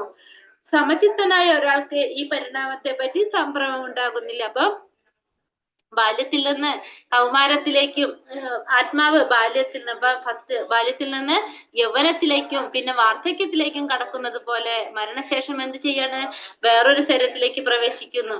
അപ്പൊ അത് മനസ്സിലാക്കിയ ഒരു വ്യക്തിക്കാണെങ്കിലോ ആ പരിണാമത്തെ കുറിച്ചൊരു സംഭ്രമം, ഒരു പേടി ഉണ്ടാകാനായിട്ട് പോകുന്നില്ല. അപ്പൊ ജീവാത്മാവ്, പരമാത്മാവ്, ഭൗതിക പ്രകൃതി, ആത്മീയ പ്രകൃതി എന്നിവയുടെ വ്യവസ്ഥയെ കുറിച്ച് പൂർണ്ണമായ ഒരു അറിവ് നേടിയ വ്യക്തിയെ ധീരൻ അഥവാ സമചിത്തതയുള്ള ആളെന്ന് പറയാം. അങ്ങനെയുള്ള ഒരാൾക്ക് ശരീര പരിണാമത്തെ പറ്റി വ്യാമോഹം ഉണ്ടാവില്ല. എന്താ പറയണത്? ജീവാത്മാവിനെ കുറിച്ചും പരമാത്മാവിനെ കുറിച്ചും ഭൗതിക പ്രകൃതിയെ കുറിച്ചും ആത്മീയ പ്രകൃതിയെ കുറിച്ചും എന്നിവയുടെ വ്യവസ്ഥയെ കുറിച്ച് പൂർണ്ണമായിട്ടുള്ള അറിവ് നേടിയ വ്യക്തി, അവയെ സമചിത്തതയുള്ള ആളെന്ന് പറയാം. അങ്ങനെയുള്ള ആൾക്ക് എന്താണ്? ശരീരത്തിന്റെ പരിണാമത്തെ കുറിച്ച് വ്യാമോഹം ഉണ്ടാവില്ല. ജീവാത്മാവ് എന്താണ്, പരമാത്മാവ് എന്താണ്, ഭൗതിക പ്രകൃതി എന്താണ്, ആത്മീയ പ്രകൃതി എന്താണ്, ഇങ്ങനത്തെ കാര്യങ്ങൾ മനസ്സിലാക്കാം. അപ്പൊ അവർക്കൊരിക്കലും ശരീരത്തിന്റെ പരിണാമത്തിനെ കുറിച്ച് വ്യാമോഹം ഉണ്ടാവില്ല. കാരണം എന്താണ്? അവർക്കറിയാം ശരീരം മാത്രമേ നശിക്കുന്നുള്ളൂ, ആത്മാവ് നാശമില്ലാതെ ഒരു ശരീരത്തിൽ നിന്ന് മറ്റൊരു ശരീരത്തിലേക്ക് പോകുന്നു. ഇപ്പൊ നമ്മൾ പറഞ്ഞു, ബാല്യത്തിൽ നിന്ന് യൗവനത്തിലേക്കും യൗവനത്തിൽ നിന്ന് കൗമാരം വാർദ്ധക്യത്തിലേക്ക് കടക്കുന്നത് പോലെ ജീവാത്മാവ് ഒരു ശരീരത്തിൽ നിന്ന് മറ്റൊരു ശരീരത്തിലേക്ക് പ്രവേശിക്കുന്നു. ജീവാത്മാവിനെ തുണ്ടുകളാക്കി വിഭജിക്കാൻ സാധ്യമല്ല എന്ന കാരണത്താൽ അതിനെക്കുറിച്ചുള്ള മായാവാദികളുടെ അദ്വൈത സിദ്ധാന്തം സ്വീകാര്യമല്ല. ജീവാത്മാവിനെ തുണ്ടുകളായിട്ട് വിഭജിക്കാനായിട്ട് ജീവാത്മാവിനെ നമ്മൾ പോകെ പഠിക്കുന്നുണ്ട്. അത് ജീവാത്മാവിന്റെ സവിശേഷതകള്. വെള്ളത്തിൽ കാണുന്ന ആകാശത്തിന്റെ പ്രതിബിംബം സൂര്യചന്ദ്രന്മാരെയും നക്ഷത്രങ്ങളെയും ഉൾക്കൊള്ളുന്നു. നക്ഷത്രങ്ങൾ ജീവാത്മാക്കളെ പോലെയാണ്. പരമാത്മാവിനെയാണെങ്കിൽ സൂര്യനോടോ ചന്ദ്രനോടോ ഉപമിക്കാം. അപ്പൊ വെള്ളത്തിൽ കാണുന്ന ആകാശത്തിന്റെ പ്രതിബിംബം എന്താണ്? സൂര്യചന്ദ്രന്മാരെയും നക്ഷത്രങ്ങളെയും ഉൾക്കൊള്ളുന്നതാണ് അല്ലെ. വെള്ളത്തിൽ നമ്മൾ ആകാശത്തിൽ കാണുമ്പോ എങ്ങനെയാണ്? സൂര്യൻ ഉണ്ടാവും, ചന്ദ്രൻ ഉണ്ടാവും, നക്ഷത്രങ്ങളെല്ലാം നമുക്ക് അതിൽ കാണാൻ പറ്റും. ആകാശത്തിലുള്ളത് മുകളിൽ നമുക്ക് ഇവിടെ റിഫ്ലക്ഷൻ വെള്ളത്തിൽ കാണാൻ സാധിക്കും. ആ നക്ഷത്രങ്ങൾ എന്താണ്? ജീവാത്മാക്കളാണ് ആ നക്ഷത്രങ്ങൾ. പരമാത്മാവിനെയാണെങ്കിൽ സൂര്യനോടോ ചന്ദ്രനോടോ ഉപമിക്കാനായിട്ട് സാധിക്കും. മൂക്കടയിന് ഇടയ്ക്കിടയ്ക്ക്, അതാണ്. മാത്രാ സ്പർശാസ്തു കൗന്ദയ. ഒരു മിനിറ്റ്.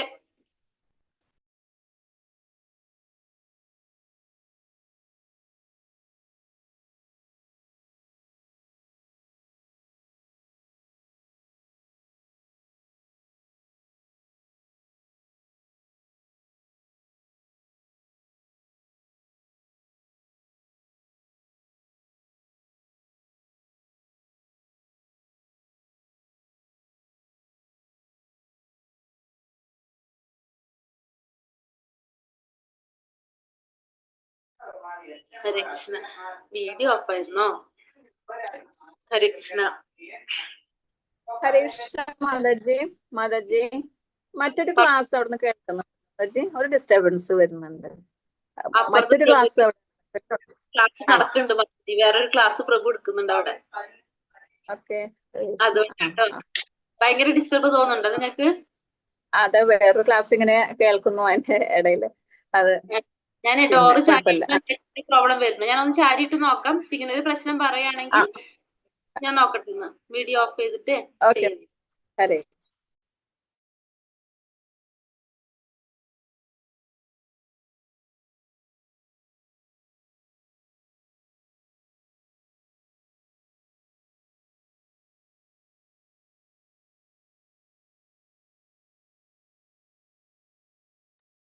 ഇപ്പൊ കുറച്ച് കുറഞ്ഞുണ്ടാവാൻ സാധ്യത. ഡോറ് ചാരിയിട്ടുണ്ട്. നെറ്റ് പ്രോബ്ലം വരും ചിലപ്പോ, അതുകൊണ്ടാണ്.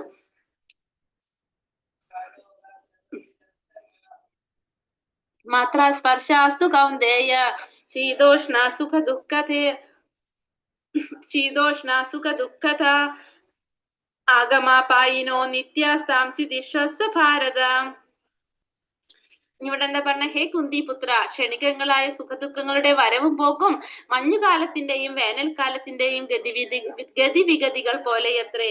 ഇന്ദ്രിയാനുഭൂതികളിൽ നിന്ന് അവയുണ്ടാകുന്നു. ഹേ ഭാരത, അവയെ അസ്വസ്ഥനാകാതെ സഹിക്കാൻ പഠിക്കണം. അപ്പൊ ഇവിടെ ഇതിന് മുന്നത്തെ ശ്ലോകത്തില് എന്താ പറഞ്ഞിട്ടുണ്ടായിരുന്ന, ദേഹിനോസ്മിൻ യഥാ ദേഹേ കൗമാരം യൗവനം ചര തഥാ ദേഹാന്തര പ്രാപ്തി ധീരസ്തത്രാന മുഹ്യതിന്.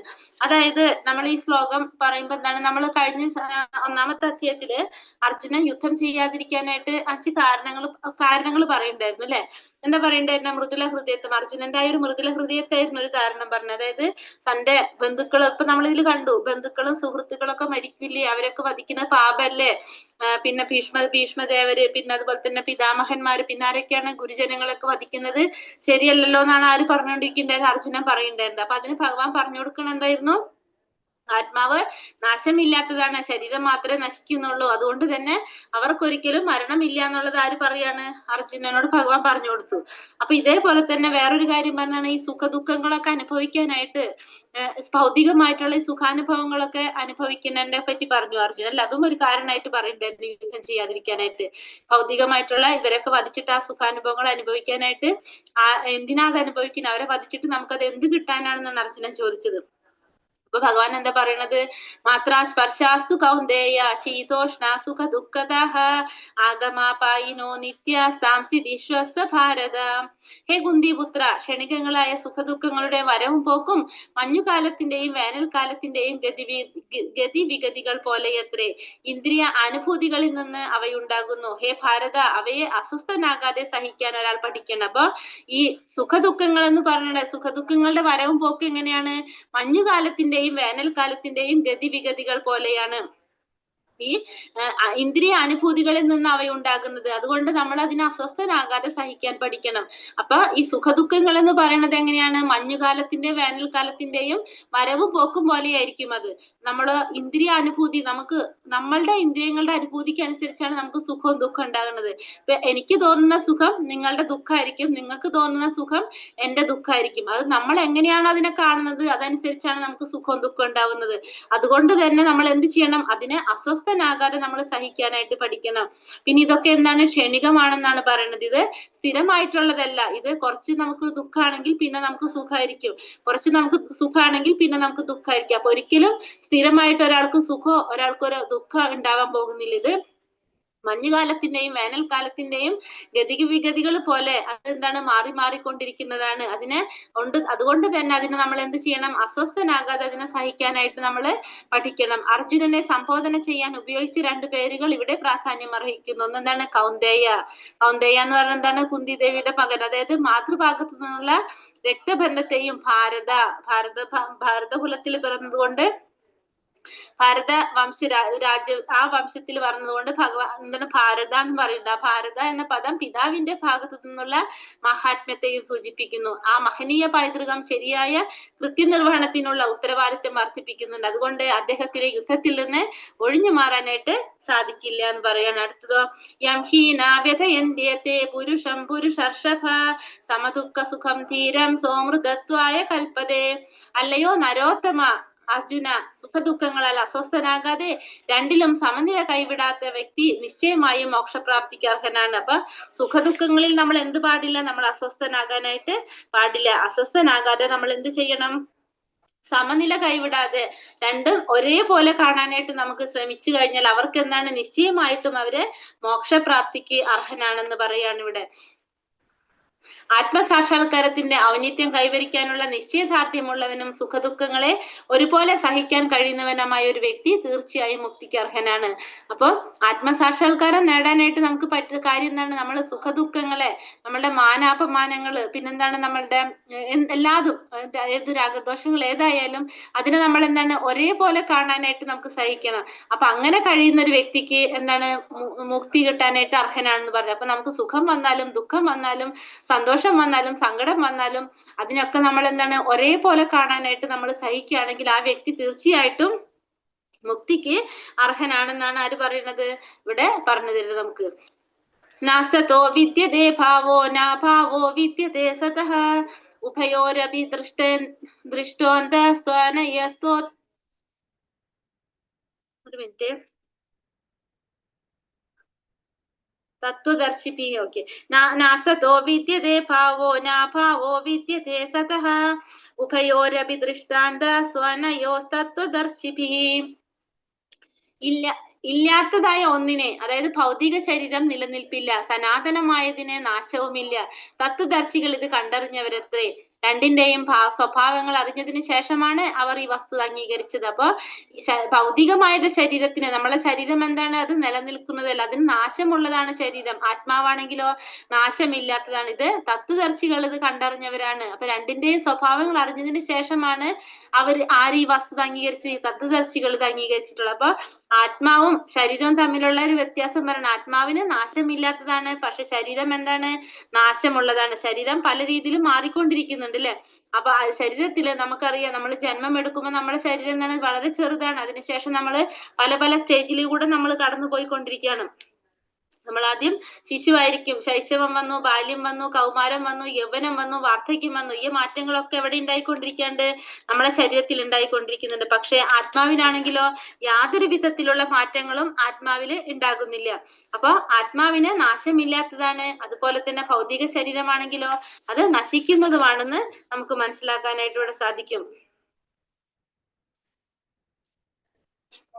ആത്മാവും ദ്രവ്യവും തമ്മിലുള്ള വ്യത്യാസമാണിത്. സ്വാഭാവികമായി ശരീരം നിരന്തരം മാറിക്കൊണ്ടിരിക്കുന്നതും ആത്മാവ് ശാശ്വതവുമാണ്. ഇപ്പൊ പറഞ്ഞു നമ്മള് അജ്ഞാനത്തിനടിമപ്പെട്ട പരിഭ്രാന്തരാകുന്ന ജീവാത്മാക്കൾക്ക് വേണ്ടി ഭഗവാൻ നൽകുന്ന ഉപദേശം ഇവിടെ ആരംഭിക്കുകയാണ്. ഈ പൂജ്യനും തമ്മിലുള്ള ശാശ്വത ബന്ധം പുനഃസ്ഥാപിക്കപ്പെടുകയും അങ്ങനെ പരമപുരുഷനും തദംശങ്ങളായ ജീവാത്മാക്കൾക്കും തമ്മിലുള്ള വ്യത്യാസം എന്തെന്ന് ബോധമുദിക്കുകയും ചെയ്യുമ്പോൾ അജ്ഞത ശമിക്കുന്നു. അപ്പൊ നമ്മൾ അജ്ഞത എപ്പോഴാണ് ഇല്ലാണ്ടാവുന്നത്? അജ്ഞത ഇല്ലാണ്ടാകുന്നത് പൂജ്യനും പൂജകനും തമ്മിലുള്ള ശാശ്വത ബന്ധം പുനഃസ്ഥാപിക്കപ്പെടുക. അതായത് ഭഗവാനും ജീവാത്മാവും തമ്മിലുള്ള ആ ഒരു ബന്ധം, അതിന്റെ വ്യത്യാസം എന്താണ്, അവ തമ്മിലുള്ള ബന്ധം എന്താണെന്ന് മനസ്സിലാക്കി കഴിഞ്ഞാൽ എന്താണ് സംഭവിക്കുന്നത്? നമുക്ക് ആ ഒരു ബോധം ഉദിക്കുകയാണ്. അജ്ഞത നമ്മളെ മാറിപ്പോകണം. ഭഗവാന്റെ അംശമാണ് നമ്മൾ എന്നുള്ളൊരു ബോധം നമുക്ക് വന്നു കഴിഞ്ഞാൽ സ്വാഭാവികമായിട്ട് എന്ത് മാറാണ്? നമ്മളുടെ അജ്ഞത അവിടെ മാറിപ്പോവുകയാണ് ചെയ്യുന്നത്.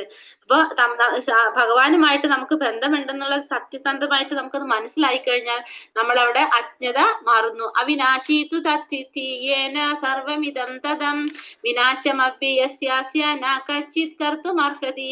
ശരീരത്തിലെങ്ങും വ്യാപിച്ചിരിക്കുന്ന ഈ സത്തയ്ക്ക് നാശമില്ലെന്ന് നീ അറിയുക. അനശ്വരനായ ആത്മാവിനെ നശിപ്പിക്കാൻ ആർക്കും സാധിക്കില്ല. അപ്പൊ ശരീരത്തിലെങ്ങും വ്യാപിച്ചിരിക്കുന്ന ഈ സത്ത, അതിന് നാശമില്ല. നമ്മളെന്താ മരണപ്പെടുമ്പോ പറയുന്ന നമ്മൾ സത്തുപോയി എന്നാ പറഞ്ഞിരിക്കുന്നത്. ആ സത്തുപോയി എന്നുള്ളത് പറഞ്ഞു എന്തായി പോയി? നമ്മൾ ചത്തുപോയി ഇല്ലേ? അപ്പൊ ആ ശരീരത്തിന്റെ ആ സത്ത പോകുമ്പോഴാണ് എന്താ ഒരു ജഡവസ്തു ആകുന്നത്. ആ ആത്മാവിനെ നമുക്ക് നശിപ്പിക്കാൻ സാധ്യമല്ല. ആ ശരീരത്തിന് മാത്രമാണ് എന്ത് വരുന്നത്? ആ സത്ത് നഷ്ടപ്പെടുന്നത്. അതായത് നമ്മൾ പറഞ്ഞു വരുന്ന ഒരു പ്രജ്ഞ അല്ലെങ്കിൽ ഒരു അവബോധം, ആ ശരീരത്തിൽ ഇരിക്കുന്ന ഒരു അവബോധമാണ് എന്ത് പറയുന്നത്? ഈ നമുക്ക് മനസ്സിലാക്കി തന്നത്. ആ അവബോധം വരുമ്പോൾ ആത്മാവ് ആ ശരീരത്തിൽ പ്രവേശിക്കുമ്പോഴാണ് നമുക്ക് മനസ്സിലാകുന്ന ഒരു ബോധം ഉണ്ട്, നമുക്ക് മനസ്സിലാണ്. ആത്മാവ് ഇല്ലാതാവുമ്പോൾ എന്താണ്? ആ ഒരു പ്രജ്ഞ, ഒരു അവബോധം ഇല്ലാതാകാണ് ചെയ്യുന്നത്. ആ ശരീരത്തിന്റെ എന്ത് സംഭവിക്കണം? ആ ശരീരത്തിൽ നിന്ന് അത് പോകുന്നതോടുകൂടി ശരീരം ഒരു ജഡവസ്തുവായിട്ട് മാറാണ് ചെയ്യുന്നത്. ആത്മാവിന്റെ സാന്നിധ്യത്തിന്റെ തെളിവാണ് ദേഹത്തിൽ കുടികൊള്ളുന്ന വ്യക്തിപരമായ അവബോധം. അത് പറഞ്ഞു തന്നെ ആ ആത്മാവ് നമ്മുടെ ശരീരത്തിൽ ഉണ്ടെന്ന് നമുക്ക് എങ്ങനെ മനസ്സിലാക്കാം? നമ്മളുടെ ഒരു അവബോധത്തോടെയാണ് നമുക്ക് മനസ്സിലാക്കാൻ സാധിക്കുന്നത് ആത്മാവ് ഉണ്ടെന്നുള്ള അതിന്റെ സാന്നിധ്യം നമുക്ക് മനസ്സിലാക്കാം.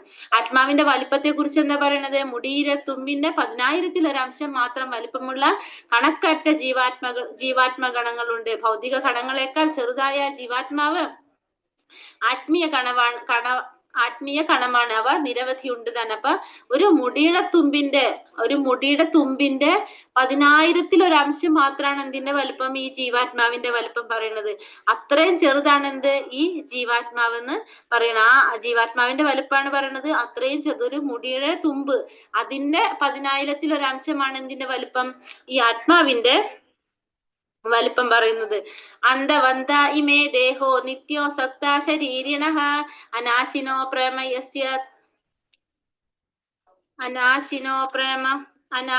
പ്രേമയസ്യ തസ്മാദ്യത്യുസ്സ ഭാരത. ഈ ഭൗതിക ദേഹത്തിനെ നാശമുള്ളൂ, അതിൽ വാഴുന്ന ജീവാത്മാവ് ശാശ്വതനാണ്, അപരിമേയനും നാശമില്ലാത്തവനുമാണ്. അതുകൊണ്ട് അർജുന നീ യുദ്ധം ചെയ്യുക. അപ്പൊ നാശം എന്തിനു മാത്രമേ സംഭവിക്കുന്നുള്ളൂ, ഈ ഭൗതികമായ ശരീരത്തിന് മാത്രമേ നാശം സംഭവിക്കുന്നുള്ളൂ. ജീവാത്മാവ് ശാശ്വതനായിട്ടുള്ളതാണ്, അത് നാശമില്ലാത്തതാണ്. അതുകൊണ്ട് നീ യുദ്ധം ചെയ്തോളാൻ പറയാണ്. കാരണം ഇവര് മരണപ്പെടുമെന്ന് നീ ആലോചിക്കേണ്ട ആവശ്യമില്ല. കാരണം നാശം സംഭവിക്കുന്ന എന്തിനു മാത്രമാണ്, നമ്മൾ ഈ കാണുന്ന ഭൗതിക ശരീരത്തിന് മാത്രമേ നാശം സംഭവിക്കുന്നുള്ളൂ.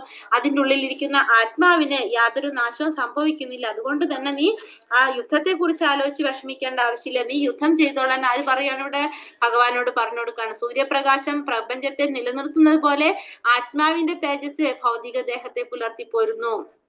അപ്പൊ ആത്മാവിന്റെ ഒരു പ്രകാശമായ ആത്മാവിന്റെ ഒരു തേജസ്സാണ് ഭൗതിക ശരീരത്തിനെ നിലനിർത്തുന്നത്. ആ ആത്മാവ് അതിൽ നിന്ന് മാറിക്കഴിഞ്ഞാൽ എന്ത് പോകുകയാണ്, അതിന്റെ അവബോധം നശിക്കുന്നു. അത് നമുക്ക് ഉപയോഗിക്കാൻ പറ്റാത്തതായിട്ട് മാറാണ് ചെയ്യുന്നത്. ആ ഭൗതിക ദേഹം നശിച്ചു പോവുകയാണ് ചെയ്യുന്നത്. ഏനം വേത്തി ഹന്താരം യശ്ചൈനം മന്യതേ ഹതം ഉഭൗതൗ വിജാനീതോ നായം ഹന്തീന ഹന്യതേ. ജീവാത്മാവ് കൊല്ലപ്പെട്ടുവെന്നോ ആരെയെങ്കിലും കൊല്ലുന്നുവെന്നോ കരുതുന്നവൻ ജ്ഞാനിയല്ല. ആത്മാവ് കൊല്ലുകയോ മരിക്കുകയോ ഇല്ല. അപ്പൊ ജീവാത്മാവ് കൊല്ലപ്പെട്ടുവെന്നോ അല്ലെങ്കിൽ ആരെങ്കിലും കൊല്ലുന്നുവെന്നോ കരുതുന്നവൻ ആരാണ്, അവൻ ജ്ഞാനിയല്ല, അവൻ അജ്ഞാനിയാണ്. ആത്മാവ് കൊല്ലുകയോ മരിക്കുകയോ ചെയ്യുന്നില്ല. ആത്മാവ് ഒരിക്കലും ഒരാളെ കൊല്ലുന്നില്ല, ആത്മാവ് മരിക്കുന്നില്ല. ജീവൻ കൊല്ലപ്പെടുന്നില്ല എന്ന ധാരണ ജന്തുഹിംസയെ പ്രോത്സാഹിപ്പിക്കുന്നില്ല. ആധികാരികമല്ലാത്ത നിലയിൽ ഏത് ജീവിയെ ഹിംസിക്കുന്നതും നികൃഷ്ടമാണ്. ഭഗവത് നീതി അനുസരിച്ചും രാഷ്ട്രീയ നീതി അനുസരിച്ചും ശിക്ഷാർഹമാണത്. എന്നാൽ അർജുനനാകട്ടെ മതാനുശാസനം അനുസരിച്ചാണ് ഹിംസയിൽ വ്യാപരിച്ചിരിക്കുന്നത്, തന്നിഷ്ടപ്രകാരമല്ല. അപ്പൊ ജീവൻ കൊല്ലപ്പെടുന്നില്ല എന്ന ധാരണ ജന്തുഹിംസയെ പ്രോത്സാഹിപ്പിക്കുന്നില്ല എന്ന് പറഞ്ഞു. അപ്പൊ ജന്തുഹിംസ ആധികാരികമില്ലാത്ത നിലയില് നമ്മളെ ശാസ്ത്രങ്ങളിൽ പണ്ടൊക്കെ പറയുന്നുണ്ടായിരുന്നു, ജന്തു ബലി കൊടുക്കണതൊക്കെ പറയുന്നുണ്ടായിരുന്നു. അതൊക്കെ ആ ശാസ്ത്രങ്ങളിൽ പറയുന്ന പ്രകാരം ചെയ്യുന്നതൊക്കെ എന്താണ്, അതൊക്കെ എന്താണ് തന്നിഷ്ടപ്രകാരം ചെയ്യുന്നതല്ല, ആ ശാസ്ത്ര ഗ്രന്ഥങ്ങളിൽ പറയുന്നതനുസരിച്ച് ചെയ്യുന്നതാണ്. അല്ലാതെ ചെയ്യുന്നതൊക്കെ എന്താണ്, അത് ശിക്ഷാർഹമായിട്ടുള്ള പ്രവർത്തികളാണ്. അപ്പൊ അർജുനൻ ഇപ്പൊ ക്ഷത്രിയനാണ്, അർജുനനോട് യുദ്ധം ചെയ്യാൻ ആവശ്യപ്പെടുന്നത് എന്തുകൊണ്ടാണ്, അത് ആ ശാസ്ത്രത്തിൽ പറഞ്ഞത്, അതായത് ക്ഷത്രിയന്റെ ധർമ്മം എന്താണ്, യുദ്ധം ചെയ്യുക എന്നുള്ളതാണ്. അതുകൊണ്ടാണ് അർജുനനടുത്ത് അത് ചെയ്യാനായിട്ട് ആവശ്യപ്പെടുന്നത്. ന ജായതേ മ്രിയതേ വാ കഥാചിത് നായം ഭൂതോ ഭവിതാ വാ ന ഭൂയഃ അജോ നിത്യ ശാശ്വതോയം പുരാണോ ന ഹന്യതേ ഹന്യമാനേ ശരീരേ. ആത്മാവിന് ഒരിക്കലും ജനന മരണങ്ങളില്ല, അത് ഉണ്ടായിട്ടില്ല, ഉണ്ടാകുന്നില്ല, ഭാവിയിൽ ഉണ്ടാവുകയുമില്ല.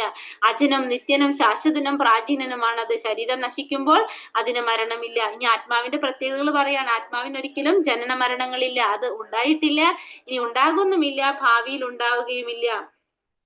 അജനും നിത്യനും ശാശ്വതനും പ്രാചീനനുമാണ് അത്. ശരീരം നശിക്കുന്നു, പക്ഷെ ആത്മാവാണെങ്കിലോ നാശമില്ലാതെ തുടരുന്നു, അതിന് മരണമില്ല. കിഴവനെന്ന് കരുതപ്പെടുന്ന ആൾക്ക് തനിക്ക് ബാല്യത്തിലും യൗവനത്തിലും ഉണ്ടായിരുന്ന അതേ ആവേശം ഇന്നും ഉണ്ടെന്ന് തോന്നുന്നു. ശരീരത്തിനുണ്ടാകുന്ന മാറ്റങ്ങൾ ആത്മാവിനെ ബാധിക്കുന്നില്ല. പരമാത്മാവും അണുമാത്രനായ ജീവാത്മാവും ശരീരമാകുന്ന ഒരേ വൃക്ഷത്തിൽ ജീവസത്തയുടെ ഹൃദയഭാഗത്ത് കുടികൊള്ളുന്നു. എന്താണ് പറഞ്ഞത്, നമുക്കറിയാം, ചിലർ നമ്മൾ കണ്ടിട്ടുണ്ട്, ഭയങ്കര പ്രായമുള്ള വ്യക്തികളാണെങ്കിലും അവർ ഭയങ്കര എനർജറ്റിക് ആയിരിക്കും പ്രവർത്തിക്കുന്നുണ്ടാവും. അതെന്താണ്, അവരുടെ ശരീരത്തിന് മാത്രമേ എന്തായിട്ട് വരുന്നുള്ളൂ, ശരീരത്തിൽ മാത്രമേ മാറ്റം സംഭവിച്ചിട്ടുള്ളൂ, ആത്മാവിന് യാതൊരു മാറ്റം സംഭവിക്കുന്നില്ല. അപ്പൊ ശരീരം നമ്മൾ പറഞ്ഞ ബാല്യത്തിൽ നിന്ന് യൗവനത്തിൽ വന്നു, യൗവനത്തിൽ നിന്ന് വാർദ്ധക്യത്തിൽ വന്നെങ്കിലും എന്ത് സംഭവിച്ചിട്ട്, ശരീരത്തിന് തളർച്ച വന്നിട്ടുണ്ടാവും, ക്ഷീണം സംഭവിച്ചിട്ടുണ്ടാവും. പക്ഷെ ആ ശരീരത്തിന്റെ മാറ്റം എന്തിനെ ബാധിക്കുന്നില്ല, ആത്മാവിനെ ബാധിക്കുന്നില്ല. അതുകൊണ്ടാണ് അവരെപ്പോഴും ഭയങ്കര എനർജറ്റിക് ആയിട്ട്, അവർക്ക് എല്ലാതും ഇങ്ങനെ കുറെ കാര്യങ്ങൾ ചെയ്യാനായിട്ട് ഭയങ്കര ആഗ്രഹം ഉണ്ടാവും, പ്രവർത്തിക്കാനായിട്ട്. ശരീരം വഴങ്ങുണ്ടാവില്ല, പക്ഷെ മനസ്സുകൊണ്ട് അവരെന്തായിരിക്കും അത് ചെയ്യണം എന്ന് ആഗ്രഹിക്കുന്നത്. ബാധിക്കുന്നവരൊക്കെ. അതാണ് പറയുന്നത് ആത്മാവിന് ഇതൊന്നും ബാധിക്കുന്നില്ല. പിന്നെ ആത്മാവും പരമാത്മാവും തമ്മിൽ എന്താ പറയുന്നത്? ആത്മാവും പരമാത്മാവും ഒരു ശരീരമാകുന്ന വൃക്ഷത്തില് ജീവസത്തയുടെ ഹൃദയാന്തർഭാഗത്ത് കുടികൊള്ളും. അപ്പൊ ജീവാത്മാവിന്റെ ഹൃദയത്തിലാണ് ആയിരിക്കുന്നത്, ജീവാത്മാവിന്റെ ഹൃദയാന്തർഭാഗത്താണ് പരമാത്മാവിരിക്കുന്നത്. അപ്പൊ ജീവാത്മാവ് തന്നെ നമ്മൾ പറഞ്ഞ എന്താണ്? ഒരു മുടിയുടെ തുമ്പിന്റെ 10,000-1 അത്രയും ചെറുതാണ് ജീവാത്മാവ്. അതിന്റെ ഹൃദയാന്തർഭാഗത്താണ് ആരിയിരിക്കുന്നത്? പരമാത്മാവിരിക്കുന്നത്. അപ്പൊ എത്രയും ചെറുതാണത്. അത് എങ്ങനെ പറഞ്ഞ ഒരു ശരീരമാകുന്ന ഒരേ വൃക്ഷത്തിൽ ഇരിക്കുന്ന പോലെ നമുക്ക് പറഞ്ഞു തരണം. അപ്പൊ ഇത്രയും ചെറുതാണ് ജീവാത്മാവ്, അതിനേക്കാളും ചെറുതാണ്. അപ്പൊ അതിൻ്റെ ഉള്ളിലാണ് ഇരിക്കുന്നത്? പരമാത്മാവായിട്ട് ഇരിക്കുന്നത്. വേദാ വിനാശിനം നിത്യം യ ഏനാമജമവ്യയം കഥം സ പുരുഷ പാർത്ഥ കം ഘാതായതി ഹാന്തികം. അല്ലയോ പാർത്ഥ, ആത്മാവ് നാശമില്ലാത്തവനും അജനും പരിണാമങ്ങളില്ലാത്തവനുമാണെന്ന് അറിയുന്ന ഒരാൾക്ക് ആരെയെങ്കിലും കൊല്ലാനോ കൊലയ്ക്ക് പ്രേരിപ്പിക്കാനോ എങ്ങനെ കഴിയും? അപ്പൊ അർജുനനോട് ചോദിക്കാണ്, ആത്മാവ് നാശമില്ലാത്തവനാണ്, അജനാണ്, പരിണാമങ്ങളില്ലാത്തവനാണെന്ന് അറിയുന്ന ഒരാൾക്ക് ആത്മാവിന് യാതൊരുവിധ മാറ്റങ്ങളും സംഭവിക്കുന്നില്ല, അത് നശിക്കുന്നില്ല, അത് ജനിക്കുന്നില്ല, അത് മരിക്കുന്നില്ല എന്നറിയുന്ന ഒരാൾക്ക് എങ്ങനെയാണ് ആരെങ്കിലും കൊല്ലാനോ കൊലയ്ക്ക് പ്രേരിപ്പിക്കാനോ സാധിക്കുക? കാരണം വെറുതെയാണ്, ആത്മാവിനെ നമുക്കൊന്നും ചെയ്യാനായിട്ട് സാധിക്കില്ല.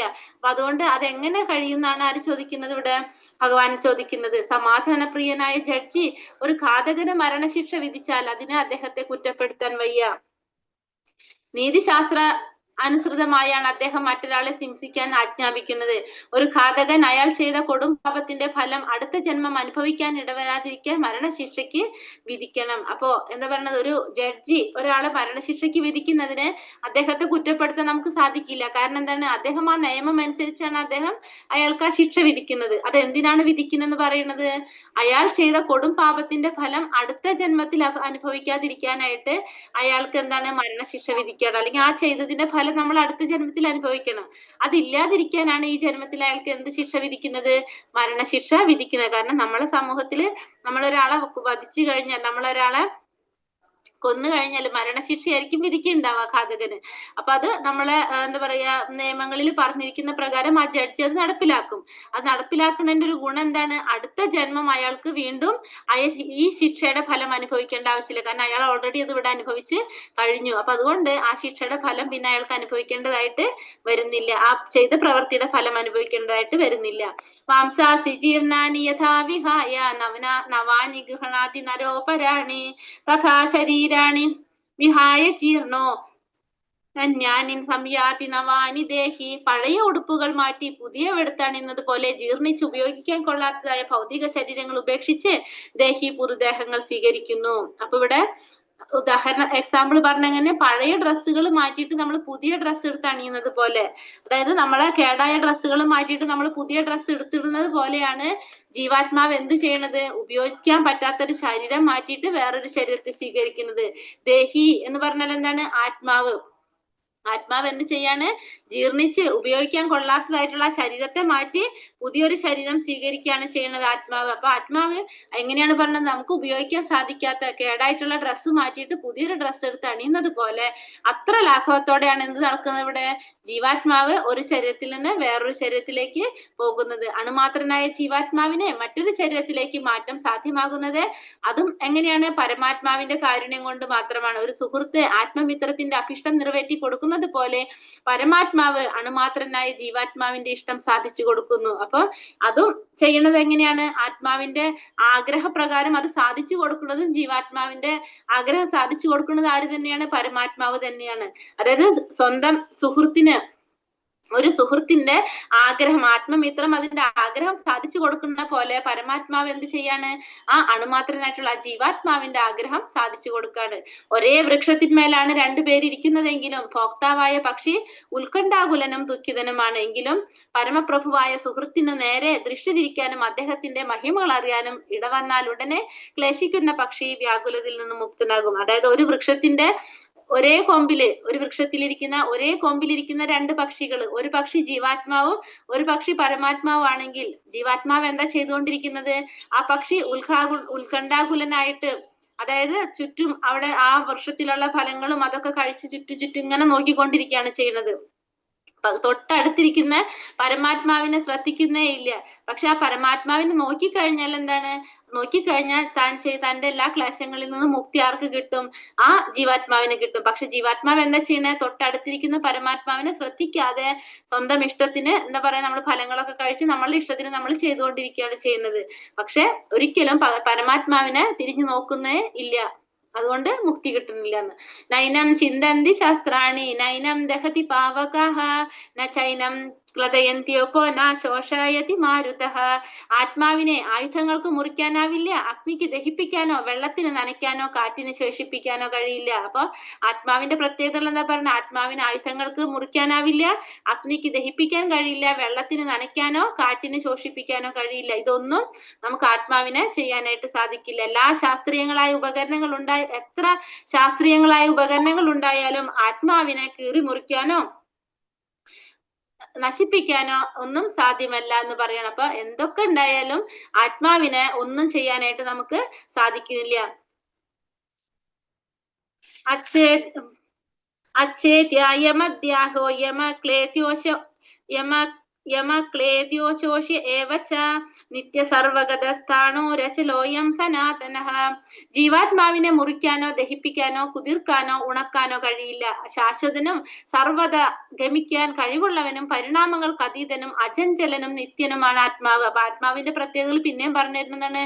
അതിനെ ദഹിപ്പിക്കാൻ കഴിയില്ല, മുറിക്കാൻ കഴിയില്ല, കുതിർക്കാൻ കഴിയില്ല, വെള്ളത്തിൽ കുതിർക്കാനോ ഉണക്കാനോ കഴിയില്ല. അതെപ്പോഴും ശാശ്വതനാണ്, സർവ്വത ഗമിക്കാൻ കഴിവുള്ളവനും പരിണാമങ്ങൾക്ക് അതീതനുമാണത്. പരിണാമങ്ങൾക്ക് അതീതനുമാണത്.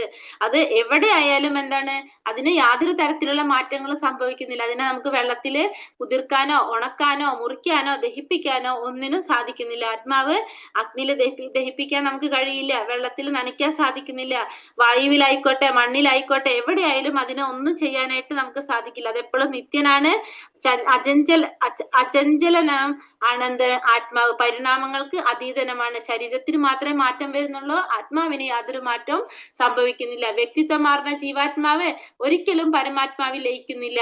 ഭൗതിക കൽമഷങ്ങളിൽ നിന്ന് മുക്തനായ ജീവാത്മാവ് പരമദിവ്യോത്തമ പുരുഷന്റെ ജ്യോതി പ്രസരണത്തിൽ ഒരു ആത്മീയ പുലിംഗമായി നിലകൊള്ളാൻ ഇഷ്ടപ്പെട്ടേക്കാം. പക്ഷെ ബുദ്ധിമാന്മാരായ ജീവാത്മാക്കൾ ഭഗവത് സംഗമത്തിന് വേണ്ടി ആത്മീയ ഗ്രഹങ്ങളിലേക്ക് കടക്കുക തന്നെ ചെയ്യും. അപ്പൊ ജീവാത്മാവ് ഒരിക്കലും എന്ത് ചെയ്യുന്നില്ല എന്ന് പറയാണ്? പരമാത്മാവിൽ ലയിക്കുന്നില്ല. ഭൗതിക കൽമഷങ്ങളിൽ നിന്ന് മുക്തനായ ജീവാത്മാവ് പരമദിവ്യോത്തമ പുരുഷന്റെ ജ്യോതി പ്രസരണത്തിൽ ഒരു ആത്മീയ സ്ഫുലിംഗമായി നിലകൊള്ളാൻ ഇഷ്ടപ്പെട്ടേക്കാം. അപ്പൊ ജീവാത്മാവ് ഒരിക്കലും പരമാത്മാവിൽ ലയിക്കുന്നില്ല. പക്ഷെ എന്താണ്, ഭഗവാന്റെ ആ ജ്യോതിസിൽ ലയിക്കാനായിട്ട് അവർ ഇഷ്ടപ്പെട്ടേക്കാം. പക്ഷെ ബുദ്ധിമാന്മാരായിട്ടുള്ള ജീവാത്മാക്കൾ, അതായത് ഭക്തന്മാരെന്താ ചെയ്യാ? ഭഗവാന്റെ സംഗമത്തിന് വേണ്ടി ആത്മീയ ഗ്രഹങ്ങളിലേക്ക് കടക്കുക തന്നെ ചെയ്യും. അപ്പൊ ആത്മീയ ലോകങ്ങളിലേക്ക് കടക്കാനായിട്ടാണ് അവർ ശ്രമിച്ചുകൊണ്ടിരിക്കുന്നത് എപ്പോഴും.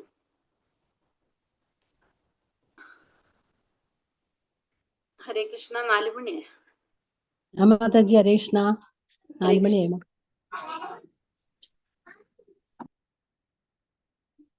ഇതും കൂടി എടുത്തിട്ട് നിർത്താം മാതാജി. 25. അവ്യക്തോ യമചിന്യോ യമാവികാരിയമുച്യത്തെ തസ്മാദേവം വിധിത്വൈനം നാനുശോചിതുമർഹസി. അദൃശ്യനും അചിന്യനും മാറ്റമില്ലാത്തവനുമാണ് ആത്മാവ്. ഇതറിയുന്നത് കൊണ്ട് നീ ശരീരത്തെ കുറിച്ച് ദുഃഖിക്കരുത്. അപ്പൊ അദൃശ്യനാണ്, അചിന്യനാണ്, മാറ്റമില്ലാത്തവനാണ് എന്ത്? ആത്മാവ്. അതുകൊണ്ട് തന്നെ നീ ശരീരത്തെ കുറിച്ചോർത്ത് ദുഃഖിക്കേണ്ട ആവശ്യമില്ല. ഏറ്റവും ശക്തിമത്തായ സൂക്ഷ്മദർശിനിയിലൂടെയും കാണാനാകാത്ത വിധം സൂക്ഷ്മതമമാണ് ആത്മാവ്. തന്മൂലം അദൃശ്യനുമാണത്. മാനുഷിക പരീക്ഷണങ്ങളിലൂടെയുള്ള വിജ്ഞാനം കൊണ്ട് ആത്മാവിനെ മനസ്സിലാക്കാൻ പറ്റില്ല. ആത്മാവ് ബോധവും അവബോധവും ഉള്ളതാകുന്നു എന്ന് വേദങ്ങൾ ഘോഷിക്കുന്നു. അത് അംഗീകരിച്ചേ പറ്റൂ.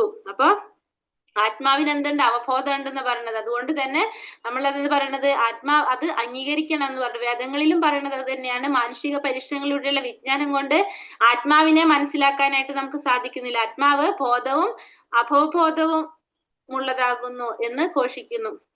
ഹരേ കൃഷ്ണ. എനിക്ക് തോന്നുന്നു ഇപ്പൊ ക്ലാസ് ഉണ്ട് ഇവിടെ നിന്ന്. ഹരേ കൃഷ്ണ.